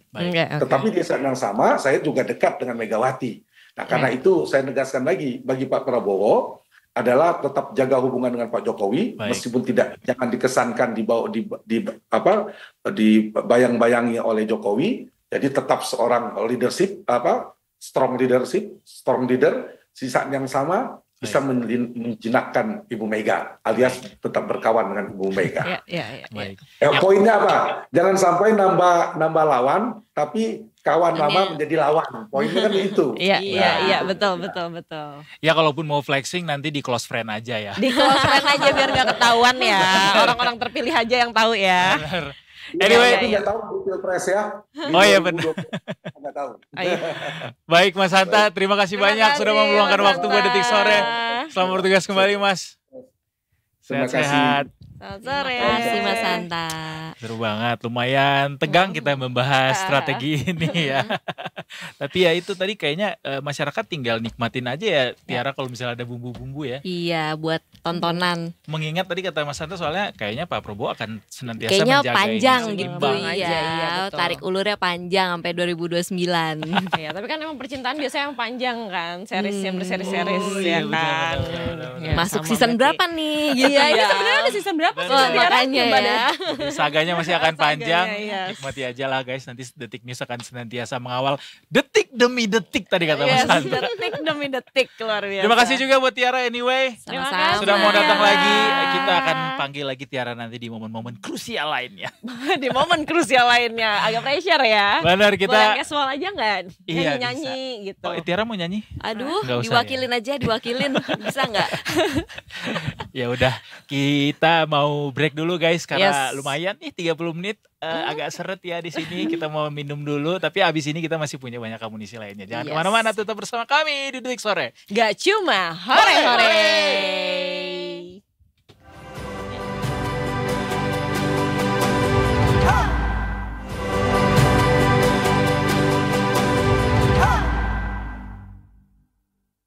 Yeay, masih di Detik Sore. Gak cuma Hore-hore. hore. Badan gue tuh kelihatan gede banget kalau pakai baju yang sebesar ini. Ya besok bajunya yang ini ya, yang tipis ngetat ya. Mau? Hah?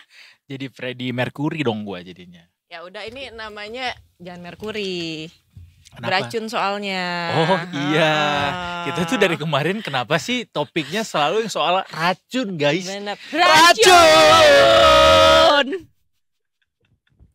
Sama lagi.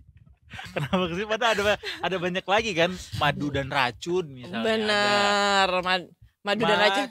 Madu di tangan kananku, racun di tangan kiriku. Oh, berarti ini bikin somainya pakai tangan kiri.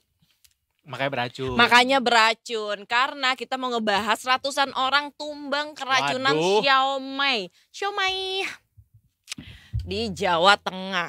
Aduh. Mas Rofik, kita pengen tahu banyak soal ini. Kenapa bisa sampai orang Yes. keracunan gara-gara siomay. Kita akan ngobrol sama Mas Rofik dari Detik Jateng.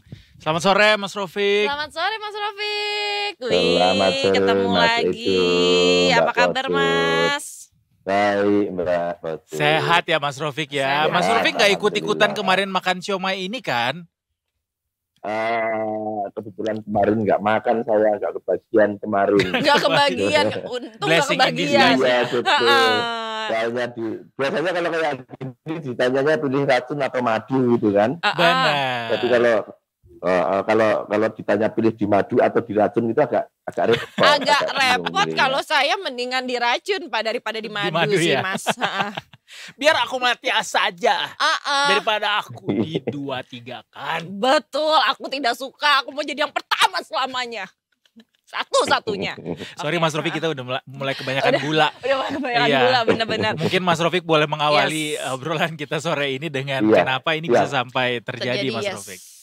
Oke Mas Edo, Mbak Putut. Ini kejadiannya bukan di Jawa Tengah tapi di Jogja. Oke. Di Kebetulan Jogja. Biro Jawa Tengah dan Jogja ini. Beda. Nah, apa karena kita namanya, udah membahas ini ya kan. iya, bersaudara gitu. Ya di Benar. daerah istimewa Silakan. Yogyakarta atau di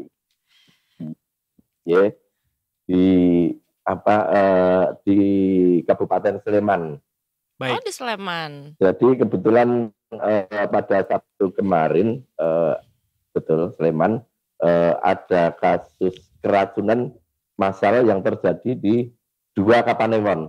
Jadi kalau Jogja nggak punya kecamatan ya, Jogja itu nggak punya kecamatan. Kecamatan Oh. istilahnya Kapanewon gitu. Kapanewon. Di ini jadi memang Kapanewon. Jadi ada keracunan massal di 2 Kapanewon yang berbeda, yaitu di Melati dan di Kapanewon Tempel. Setelah ditelusuri kejadiannya hampir bersamaan. Yang di Tempel itu yang keracunan sekitar 162 orang, Mhm. sehingga membuat 47 orang harus rawat inap di rumah sakit. Wow. Itu acaranya hajatan yang ditempel. Sedangkan kalau di Melati itu agak lebih sedikit karena cuma acara seperti arisan kampung gitu kan, arisan di perumahan itu korban yang keracunan sekitar 39 orang yang terpaksa dirawat di rumah sakit 5. Setelah dari penelusuran baik dari kepolisian maupun dari dinas kesehatan, ternyata di 2 acara itu ternyata pemasok makanannya itu sama. Jadi sama, yaitu ada sebuah semacam catering gitu yang menyediakan masakan siomay gitu, siomay yang ternyata di 2 tempat itu pesannya di satu tempat itu, sehingga diduga kuat memang keracunan ini berasal dari siomay ini, dari makanan siomay ini, dan saat ini sampel dari siomay ini sedang diperiksa di laboratorium.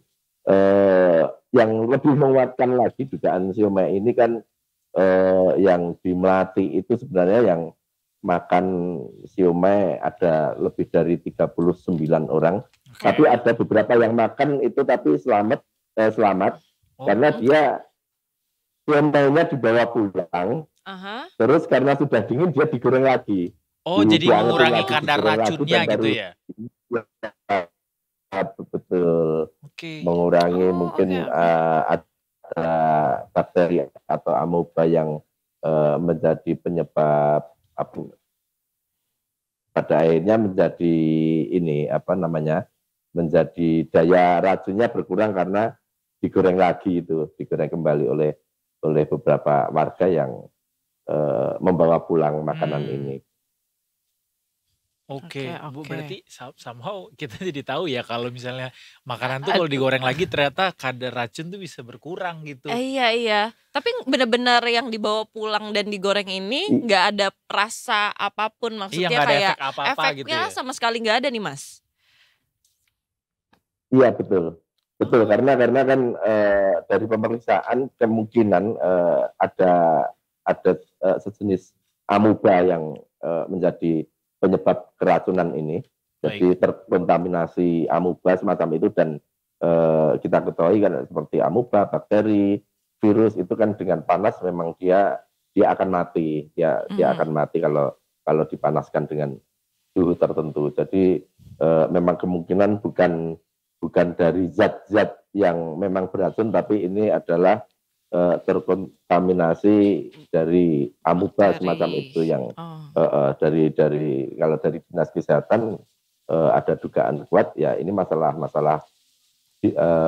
karena kurang higienisnya.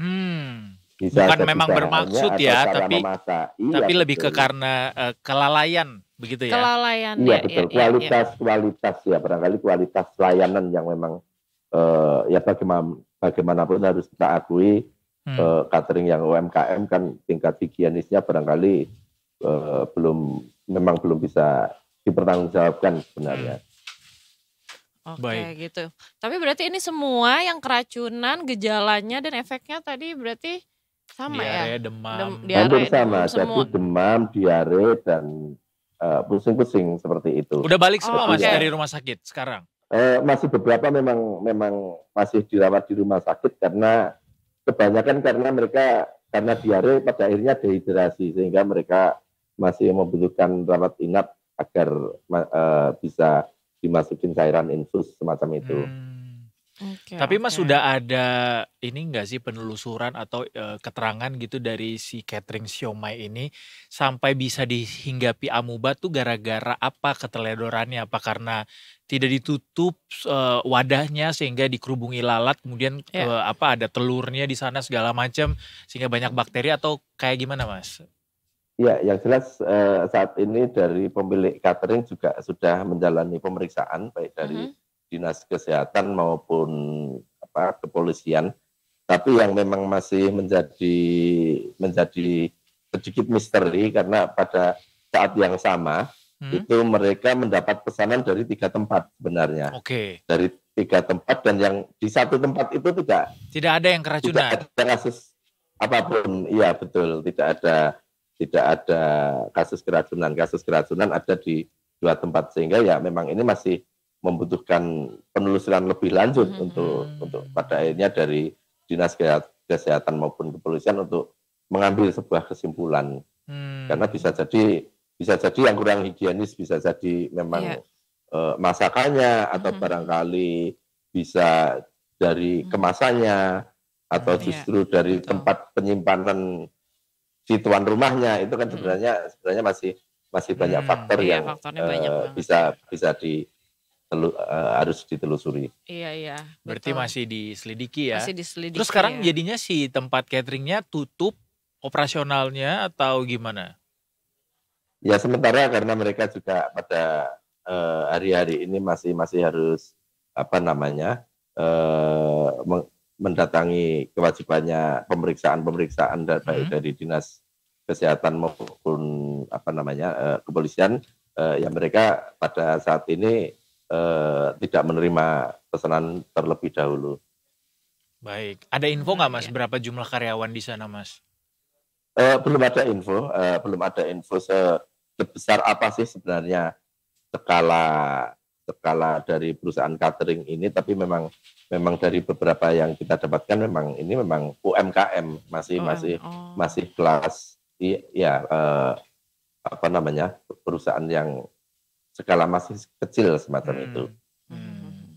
Dan lagi pula kalau memang ini cateringnya sudah banyak gitu ya, memberikan supply makanan ke banyak customernya, yang sebelumnya nggak kena berarti ya, karena nggak ada kasusnya tercatat gitu. Nah sekarang bisa jadi ada tuh, ya itu tadi kata Mas Rofik, jadi jatuhnya jadi masih jadi misteri ya Mas ya?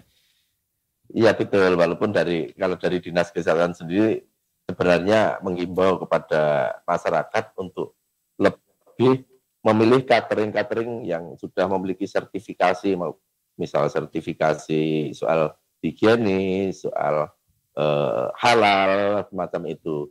Tapi barangkali ya memang yang terjadi di masyarakat, ya kalau masih perusahaan yang kelas mikro kecil semacam itu, barangkali masih susah untuk memenuhi kewajibannya mendapatkan sertifikasi semacam itu. Mungkin juga yang punya hajatan juga carinya yang murah kali ya. Terus Iya. pernah nyobain enak ya udah enggak gitu. Iya. Ya, mungkin. Iya, biasanya seperti itu. Sekaligus biasanya ya kasih rezeki ke barangkali teman yang sedang merintis usaha. Iya benar-benar. Ke kerabat yang masih usahanya kecil biar berkembang. Biasanya seperti itu kalau yang terjadi di pedesaan atau di daerah-daerah, memang hal-hal semacam itu sering terjadi. Baik, mudah-mudahan bisa cepat sembuh yang jadi korbannya dan tidak kejadian lagi yang kayak gini-gini ya. Semoga nggak terulang lagi ya. Mungkin yang pelaku usaha yang lain bisa lebih diperhatikan higienitasnya dan lain-lain gitu. Terima kasih banyak Mas Rofik. kasih Jangan kapok banyak. kalau gitu makan siomay Mas Rofik ya. Iya, betul. Walaupun itu belum tersertifikasi siomaynya, tapi insya Allah kalau misalnya kita doa dulu, niatnya emang ya mudah-mudahan dijauhkanin gitu ya. Betul. Biasanya jajanan di pinggir jalan yang murah-murah itu malah yang enak-enak. Iya benar. Kalau itu saya setuju. Dan itu yang perlu dibantu juga. Iya. Semacam itu malah yang enak kan seperti itu. Blessing in disguise ya. Iya. Yang kira-kira sausnya pakai cabai busuk kan. Aduh, iya lagi. Mas nggak usah dideskripsiin, kita jadi pengen turun ke bawah nih jajan. Pengen jajan. Apa kita turun ke bawah nih jajan, ya kan? Iya, kita tinggalin Mas Rofik aja, kita turun ke bawah. Tolong ya Mas, titip ya. Makasih banyak ya Mas sudah mau berbagi informasi sama kita di Detik Sore hari ini. Terima kasih atas informasinya Mas Rofik. Selamat sore, selamat bertugas kembali. Selamat sore, terima kasih banyak Mas Rofik. Selamat sehat sore, selalu.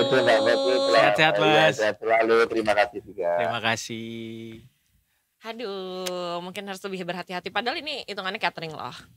Sebenarnya walaupun kecil, namun catering. Banyak asumsi jadinya yang timbul. Apakah memang ada intensitas memang mau bikin onar atau memang nggak sengaja? Gue sih nggak yakin itu mau bikin onar beneran.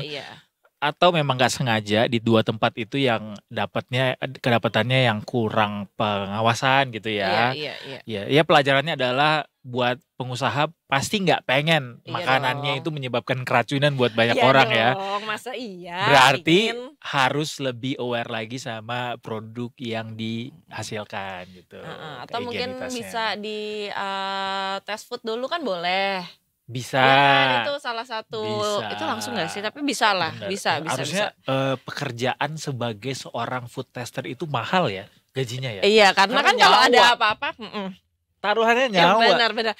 Apa jadi food tester Food aja tester ya? aja ya. Ah, ah. Tapi maunya yang hotel bintang 5 aja dari Ini, chef-chef terkenal. Buat Bapak Presiden. Oh, Pak Presiden kalau misalkan butuh food tester, kebetulan saya bisa. Pocut Kamaral bisa dihubungi di At pocutfitriadini@gmail.com. Terima kasih Pak Prabowo, semoga sehat selalu ya. Mau ini enggak Cece ke Mayor Teddy sekalian? Kan tembusannya harus dari beliau. Benar. Iya, Cece Mayor Teddy. Boleh, tolong ya Mayor Teddy boleh ya. Semuanya. Enggak, bukan cuma Pak Prabowo doang, semuanya boleh. Oh, semuanya boleh. Tes food, Semua menteri-menteri juga boleh. Nanti rate-nya Bisa diatur. kita japri ya. Bisa diatur. Gitu. Nggak usah ngadi-ngadi lo jadi food tester kepresidenan, orang lagi efisiensi. Nggak ada duit buat lo. Orang PNS aja listrik hemat-hematan sekarang. Ya udah Detikers, kita tinggalkan angan-angan Pocut jadi food tester di istana. Kita mau break dulu, abis ini kita ada trending today dan kemudian kita akan ngomongin soal. Kita nggak break dulu, kita langsung yuk trending today. Nggak maunya break aja. Kita langsung aja deh dong. Emang mau bacain berita apa sih? Mau bacain berita ini nih. Apa? Nih, tunggu bentar. Nih. Ada tadi perasaan udah gue pilih apa yang mau gue baca. Deddy Corbuzier jadi staf sus. Itu lo mau baca itu, gue enggak. Ya, Gue mau membaca ini. Heboh, sindikat perdagangan orang wanita diperbudak untuk dipanen sel telurnya. Ih, jahat. Ini tadi yang gue baca di push notification-nya Detikcom. Kayak ngebaca ini tuh, kok bisa ya ada begini ya? Iya kan, Kenapa itu, Cut? gak suka. Jadi heboh 100 wanita diduga menjadi korban perdagangan orang untuk diambil sel telurnya secara paksa. Gimana harus caranya itu? Highlight ya secara paksa. Banyak wanita korban dari kasus ini berasal dari Thailand. Oh, kapun ka, sodika. Harusnya lu bilang sorry dong, kenapa jadi bilang makasih dan salam. Cuman itu bisanya kalau mau. Sorry dalam bahasa Thailand apa sih? Sorry dalam bahasa Thailand apa ya? Sorry. Sawadika. Enggak dong. Sawadika halo. Sorry to hear that gitu. Apa? Aduh susah lagi. Kesetos. Apaan? Bentar. Apa coba? Ketos, Coba apaan ngomong. ketos? Ada suaranya biasanya. Ini gak ada suaranya cuy. Kaitos. Ya itulah itulah. pokoknya. Jadi sekitar 100 wanita dijadikan budak terungkap di negara bekas Uni Soviet, Georgia. Dioperasikan oleh gangster China. Kasus ini terungkap setelah 3 wanita Thailand dibebaskan dari mafia telur itu. Jahat. Salah satu korban mengatakan bahwa awalnya ia menanggapi sebuah iklan di media sosial untuk jadi ibu pengganti yang akan tinggal bersama keluarganya dan dibayar sekitar 25.000 baht. 25.000 baht 12 juta ya. Nah setelah setuju, ia dibawa ke Georgia melalui Dubai dan Armenia. Di sana 2 warga negara China mengantarnya ke sebuah rumah. Nah di rumah itu ternyata aku makin cinta. Bukan Pak, salah. Jadi ternyata di rumah itu dihuni oleh 60-70 wanita Thailand. Dan para wanita di sana memberitahu kami bahwa tidak ada kontrak atau ibu pengganti atau orang tua. Waduh. Jadi para wanita itu katanya akan disuntik untuk mendapatkan perawatan, dibius, dan sel telur mereka akan diambil dengan mesin. Sel telur diambil dengan mesin. Gimana caranya tuh? Nah itu dia, saya juga kurang tahu Pak, tapi kayaknya serem gitu. Nah Yayasan Pavena Hongsakul untuk anak-anak dan wanita, sebuah LSM berbasis di Thailand yang membantu memulangkan 3 wanita tersebut mengatakan pihaknya memperkirakan masih ada 100 wanita korban perdagangan manusia yang masih berada di Georgia. Kita doain aja semoga mereka cepat pulang, karena kayaknya kalau misalkan ini ngebacainnya aja kayak dibius, terus habis itu diambil sel telurnya dengan mesin. Kebetulan saya sih nggak kebayang karena kayak inseminasi atau bayi tabung aja kalau buat cewek udah serem banget karena harus disuntik harus apa. Nah ini kan diambil Secara bayangin paksa. secara paksa pakai mesin. Aduh semoga baik-baik aja Kayak ya. binatang kali ya manusia ya. Iya buat apa sih tapi mungkin ini kali Kawapai gitu ternyata. Oh. Sorry to hear that tuh kawapai. kayak kawapai. Iya, kawapai nih. Kawapai. Kawapai. Kawapai. Ya mudah-mudahan ini nggak ada di negara lain juga ya. Kayak berhenti di Iyalah. sini. Kawapai. Kalau di sini udah nggak kawapai lagi. Oh, sorry to hear that. Nggak salah Pak. Sedih banget dengernya. Sedih banget dengernya gitu. Tapi emang sedih banget sih ini karena lu nggak kebayang. Tapi buat apa ya? Buat ditaruhin ke cewek lain. Ya, emang manusia tuh semakin kesini akalnya nggak terbendung untuk bisa ngelakuin yang aneh-aneh. Enggak soalnya teknologinya udah maju Pak. Iya makanya kayak pantesan aja dibikin AI biar bisa mengimbangi otak manusia gitu. Enggak soalnya di pikiran kita udah beyond banget nih. Ya kan kayak ada aja. Idenya akal-akalannya ada. Yang kayak gini nggak usah ditiru ya Detikers. Tapi yang satu ini bisa banget ditiru. Efisiensi dari negara Vietnam yang melakukan reformasi birokrasi, memangkas jumlah kementerian untuk efisiensi, bukan malah menambah kementerian kemudian memangkas anggaran. Beda ini strategi ya sama Beda kita pendekatan ya. Pendekatannya beda caranya. Iya, jadi mereka memangkas kementerian ini sebagai salah satu bentuk efisiensi. Mereka ini Vietnam lakuin revolusi institusional dengan merampingkan birokrasinya secara radikal. Apa teman-teman? Radikal. Dalam beberapa bulan mendatang. Jadi nantinya jumlah badan pemerintah ini akan berkurang dari 30 jadi 21. Oh lumayan banyak 9 loh. Iya, bukan malah 27 jadi 44 gitu. Bukan ya, beda. Nah, beberapa kementerian utama termasuk Kementerian Keuangan dan Investasi itu bakal digabung. Oh, oke. Bukan malah dipisah. Jadi part 2 gitu. Sementara komisi-komisi yang dijalankan oleh Partai Komunis Vietnam atau FCP yang berkuasa dan organisasi-organisasi media milik negara itu bakal dibubarin katanya. Nah proses revolusi ini udah disetujui sama Komite Sentral di tanggal 25 November kemarin dan diharapkan selesai di bulan April 2005 mendatang. Jadi nantinya Vietnam akan memiliki 13 kementerian, 4 lembaga setingkat kementerian, dan 4 badan pemerintah tambahan. Salah satu perubahan yang paling signifikan adalah penggabungan Kementerian Keuangan dan juga Investasi buat ngebentuk kementerian super baru untuk disebut Kementerian Keuangan dan Perencanaan Nasional gitu. Kementerian-kementerian lain juga ada yang digabung nih, transportasi gabung sama konstruksi, tenaga kerjaan digabung sama Kementerian Dalam Negeri, disabilitas dan urusan sosial, dan juga beberapa lainnya yang mengalami restrukturisasi. Gue setuju dengan cara ini. Setuju lah, ini. Hari ini udah jadi 20 nih yang terbaru. Dari 30 udah jadi 20. Dikuranginnya 10 loh. Jadi dari tadinya yang mau jadi 21 jadi 20 bahkan. Ada di berita internasional Detik News. Ditulis sama? Oh bukan. Oke, jadi iya. Jadi ini patut dicontoh ya. Kan begitu, Pak.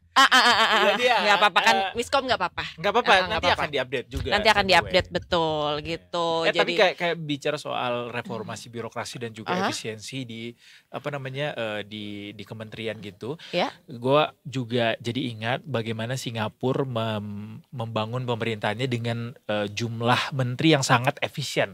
Jadi satu menteri itu bahkan megang sampai 3-4 jabatan menteri. Oh wow, efisien banget. Antara saking nggak ada orang di sana, SDM-nya dikit, atau memang mau efisien aja karena kan mungkin satu orang megang satu kementerian tuh di sana tuh terlalu kecil juga kan skupnya. Iya betul. Jadi kayak banyak gitu. Cuma dibikin koalisinya juga kecil ya dan gitu. Betul. Kalau di mereka sini cuma ada 2 partai juga. Terus gue juga pernah ngobrol kan sama orang Singapurnya, bilang gini kayak mereka nanya gimana politik di Indonesia, siapa jadinya yang akan jadi presiden penerus Pak Jokowi gitu. Terus gue bilang kan ada kandidat ini jadi ada 3 sampai 4 poros, gue bilang gitu. Singapura gimana, kan Singapura juga mau pergantian pemerintahan kan. Nah terus dia bilang gini, Singapura mah nggak ada seru-serunya politiknya, udah ketebak semua. Lempeng ya. Lempeng aja. Lempeng ya gitu-gitu. Nggak dar-der-dor kan. Kalau kita kan emang sekarang nih kalau ngomongin efisiensi juga kan kita efisiensi dengan cara kita sendiri. Ah iya betul. Gue lagi agak males dengar kata efisiensi jujur. Bete ya. Bete Ya. Orang mah kita pengennya belanja terus ya kan. Iya Malah dong. disuruh hemat. Belanja, Gimana ekonomi mau tumbuh? Nonton konser ya kan, belanja. Makanya iklan dong di sini. Biar kita bisa jajan ada guys. gitu, mau jajan. Mau jajan, mau bonus. Kalau kata anak-anak zaman sekarang tuh nggak apa? Ih, Daddy I want iPhone. Takut. Hotel penuh. Maksudnya buat pariwisata kan? Pariwisata, betul. Ini latest iPhone lah, Pak. Oh, Kenapa jadi agak Singlish? dari Singapura orangnya. Dari Singapura Malaysia orangnya. Latest series lah, Pak. Latest series lah, Pak. Gitu. Nggak dikasih kalau ngomongnya kayak gitu. Nggak dikasih, dia mau yang demure, mindful, and apa satu lagi? Proposal dulu.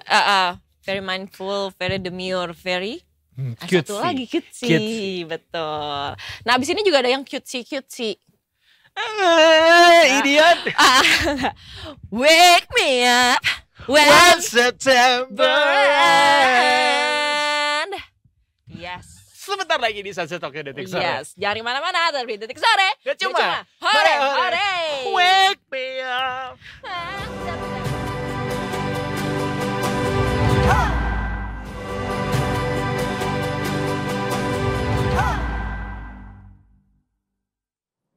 Yeay, masih di detik sore. Gak cuma hore. Tapi kali ini kita pengen hore-hore banget nih. Pingin Menyambut akhir pekan dengan Yes. semangat 45 karena ini udah lama banget ditungguin sama fansnya di Indonesia. Betul. Bertepatan juga dengan 10 tahun Hammer Sonic Ya. yang Sabtu nanti kita akan konser bareng-bareng nyanyi lagu banyak hits dari Green Day yang Yes. kali ini akan yang dibawa sama Ravel Entertainment. Yes, Dan yes. di Detik Sore, di Sunset Talk sore ini kita kedatangan siapa, Cut? Siapa, Ada Pak? Mas Krisna, Ada Mas Krisna. Partnership and Talent Manager dari Ravel Entertainment. Hai Selamat Mas sore, Krisna. Mas. Apa Hai. kabar? Baik, thank you. Ini tidur udah cukup ya kemarin setelah The Course Udah ya? cukup ya. Lumayan cukup. Tapi udah aman lah ya kemarin setelah The Course sukses dengan kerennya. Iya. Sekarang Ravel mempersembahkan Green Day, Green ya, Day. bertepatan dengan 10 tahun. Ya rangkaian Hammer Hammer Sonic 10 tahun satu dekade. Wow. Iya. Wow, Ya, satu mungkin dekade. Mas Krisna boleh cerita proses sampai akhirnya bisa mendatangkan Green Day dulu, Mas. Ya. Kalau proses sebenarnya approachingnya itu Ravelnya sendiri itu dari tahun 2022. 2022. 2022. Wow, Begitu 3 tahun. mendengar Green Day mau walk tour, Ya. Ravel mulai tuh kontak dengan timnya Green Day. Dan cuma intensnya sih di awal tahun 2024 tuh. Ravel bolak-balik LA terus kan tuh meeting sama Oke. timnya Green Day. Sampai endingnya kita announce juga akhirnya Ya. Green Day live in Jakarta. Oke.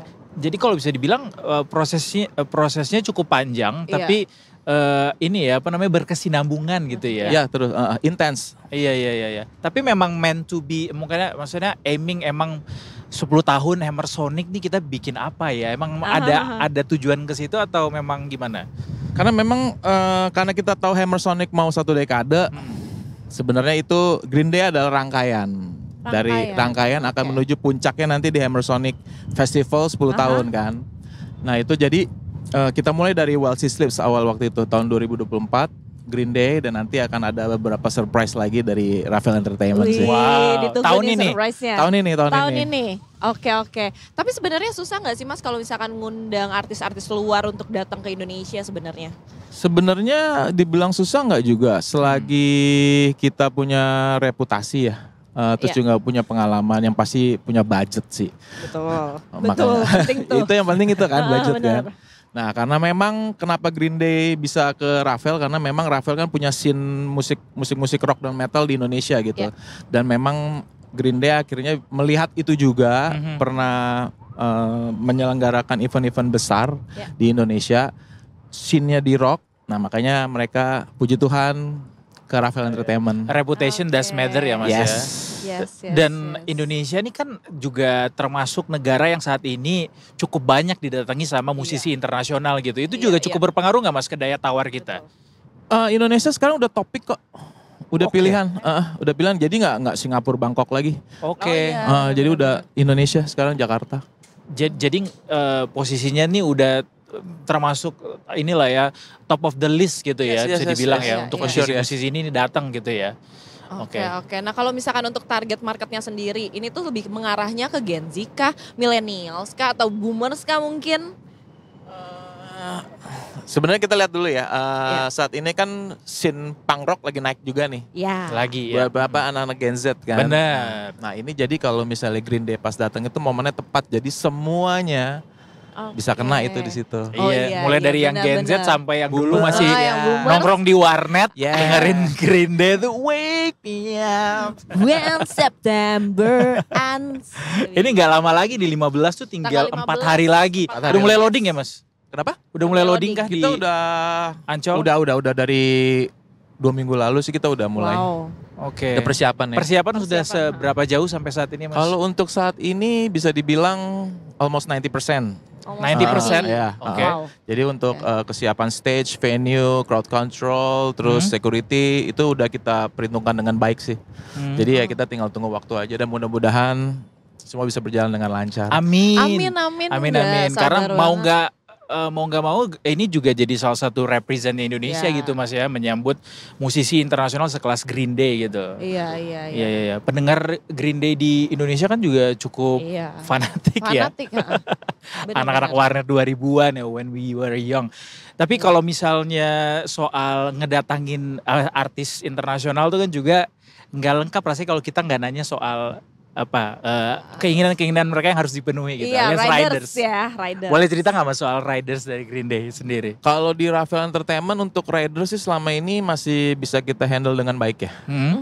Yang pasti sih kalau untuk ngurus rider sih harus punya tim yang memang berpengalaman Mas. Gitu karena banyak dari mereka tuh yang misalnya minta sesuatu produk misalnya minuman tuh merek luar gitu. Di Indonesia nggak ada. Nah itu kalau misalnya timnya nggak solid itu agak sulit tuh Mas.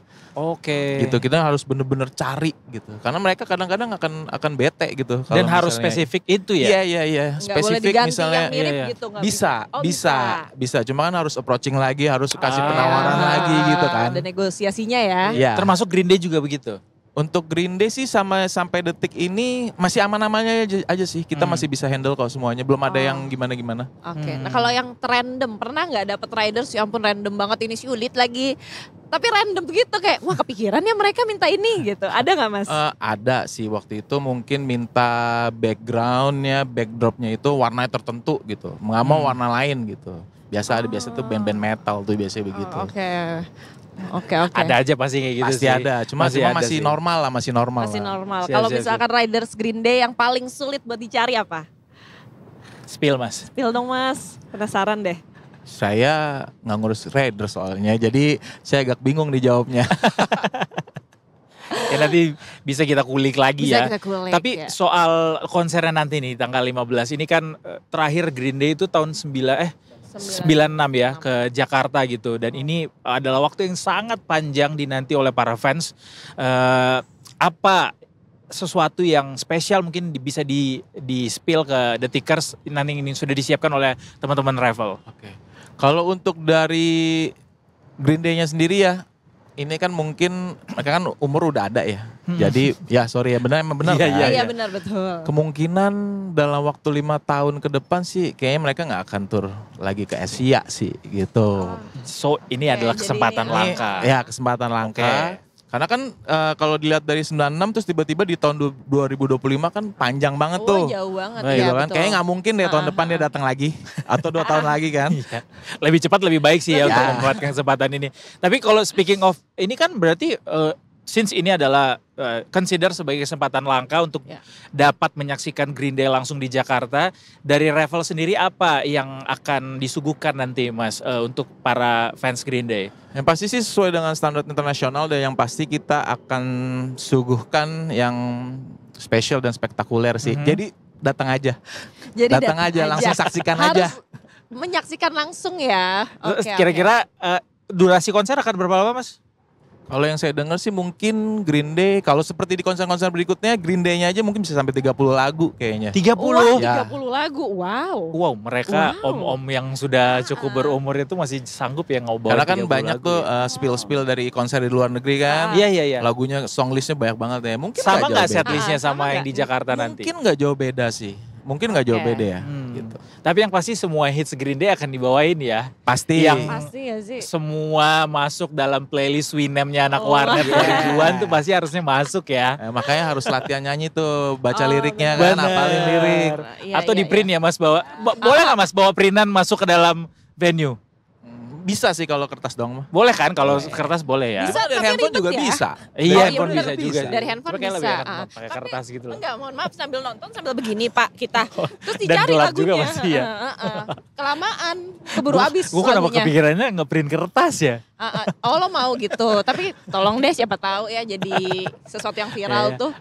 apa namanya save the nature ya. Ah, Jadi less paper gitu, paperless. Jatuhnya kayak choir Pak Bapak. Benar. Dan juga bicara soal konser musisi internasional pasti nggak lengkap kalau misalnya dia datang nggak dengan sajian merch Yes, spesial yang dibawa betul. gitu. Nanti akan ada nggak Mas di venue?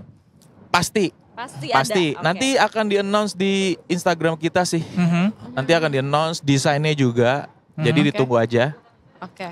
Oh belum di-announce tapi sekarang? Belum di-announce, tapi pasti ada.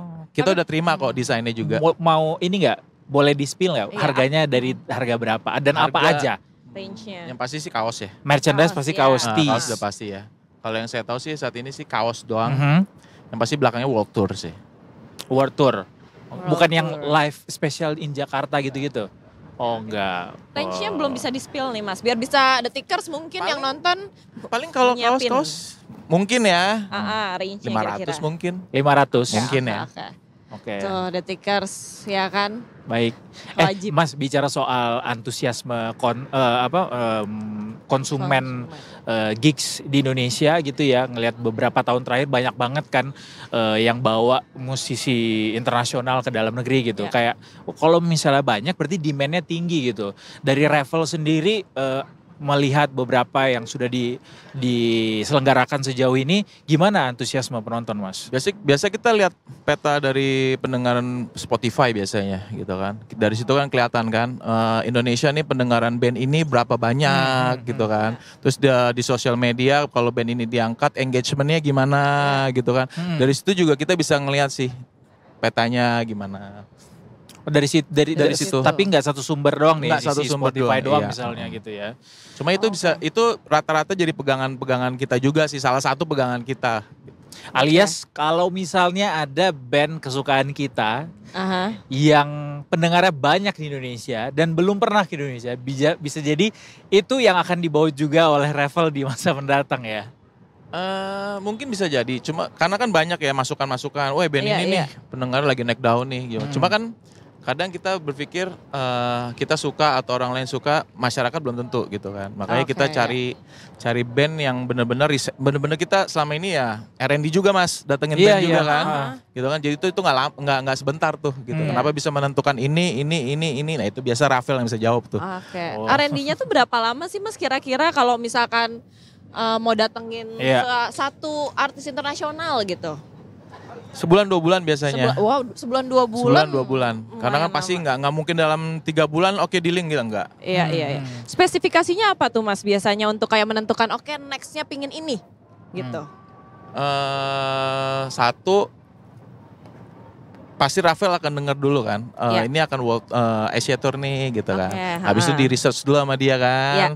Dia approaching dulu, meeting dulu sama timnya kira-kira bisa nggak didatengin ke sini. Iya. Yang penting itu dulu kan. Aha. Nah, baru dari situ baru kalau misalnya udah ketemu titik temu, mereka akan ke tim, biasa kita akan ngobrol, kita akan meeting bareng-bareng. Gimana band ini? Oke nggak kita datengin? Biasa Rafael seperti itu Iya, sih. iya. Oh, oke. Jadi selalu menanyakan ke tim juga gitu. Iya. Oh, oke. Nanti ada band pembuka nggak sih Mas? Ada opening act ya? Udah. Waktu itu kita udah announce juga tuh, band dari Jogja ya, Rebellion Rose. Oh, Rebellion Rose ya. Oh Rebellion Rose, oke baik. I see. Dan bicara soal nanti konsernya, ini venue-nya nih ada yang disiapin khusus nggak untuk Green Day Mas? dalam hal maksudnya panggungnya apakah ada disiapin permintaan khusus dari Green Day-nya?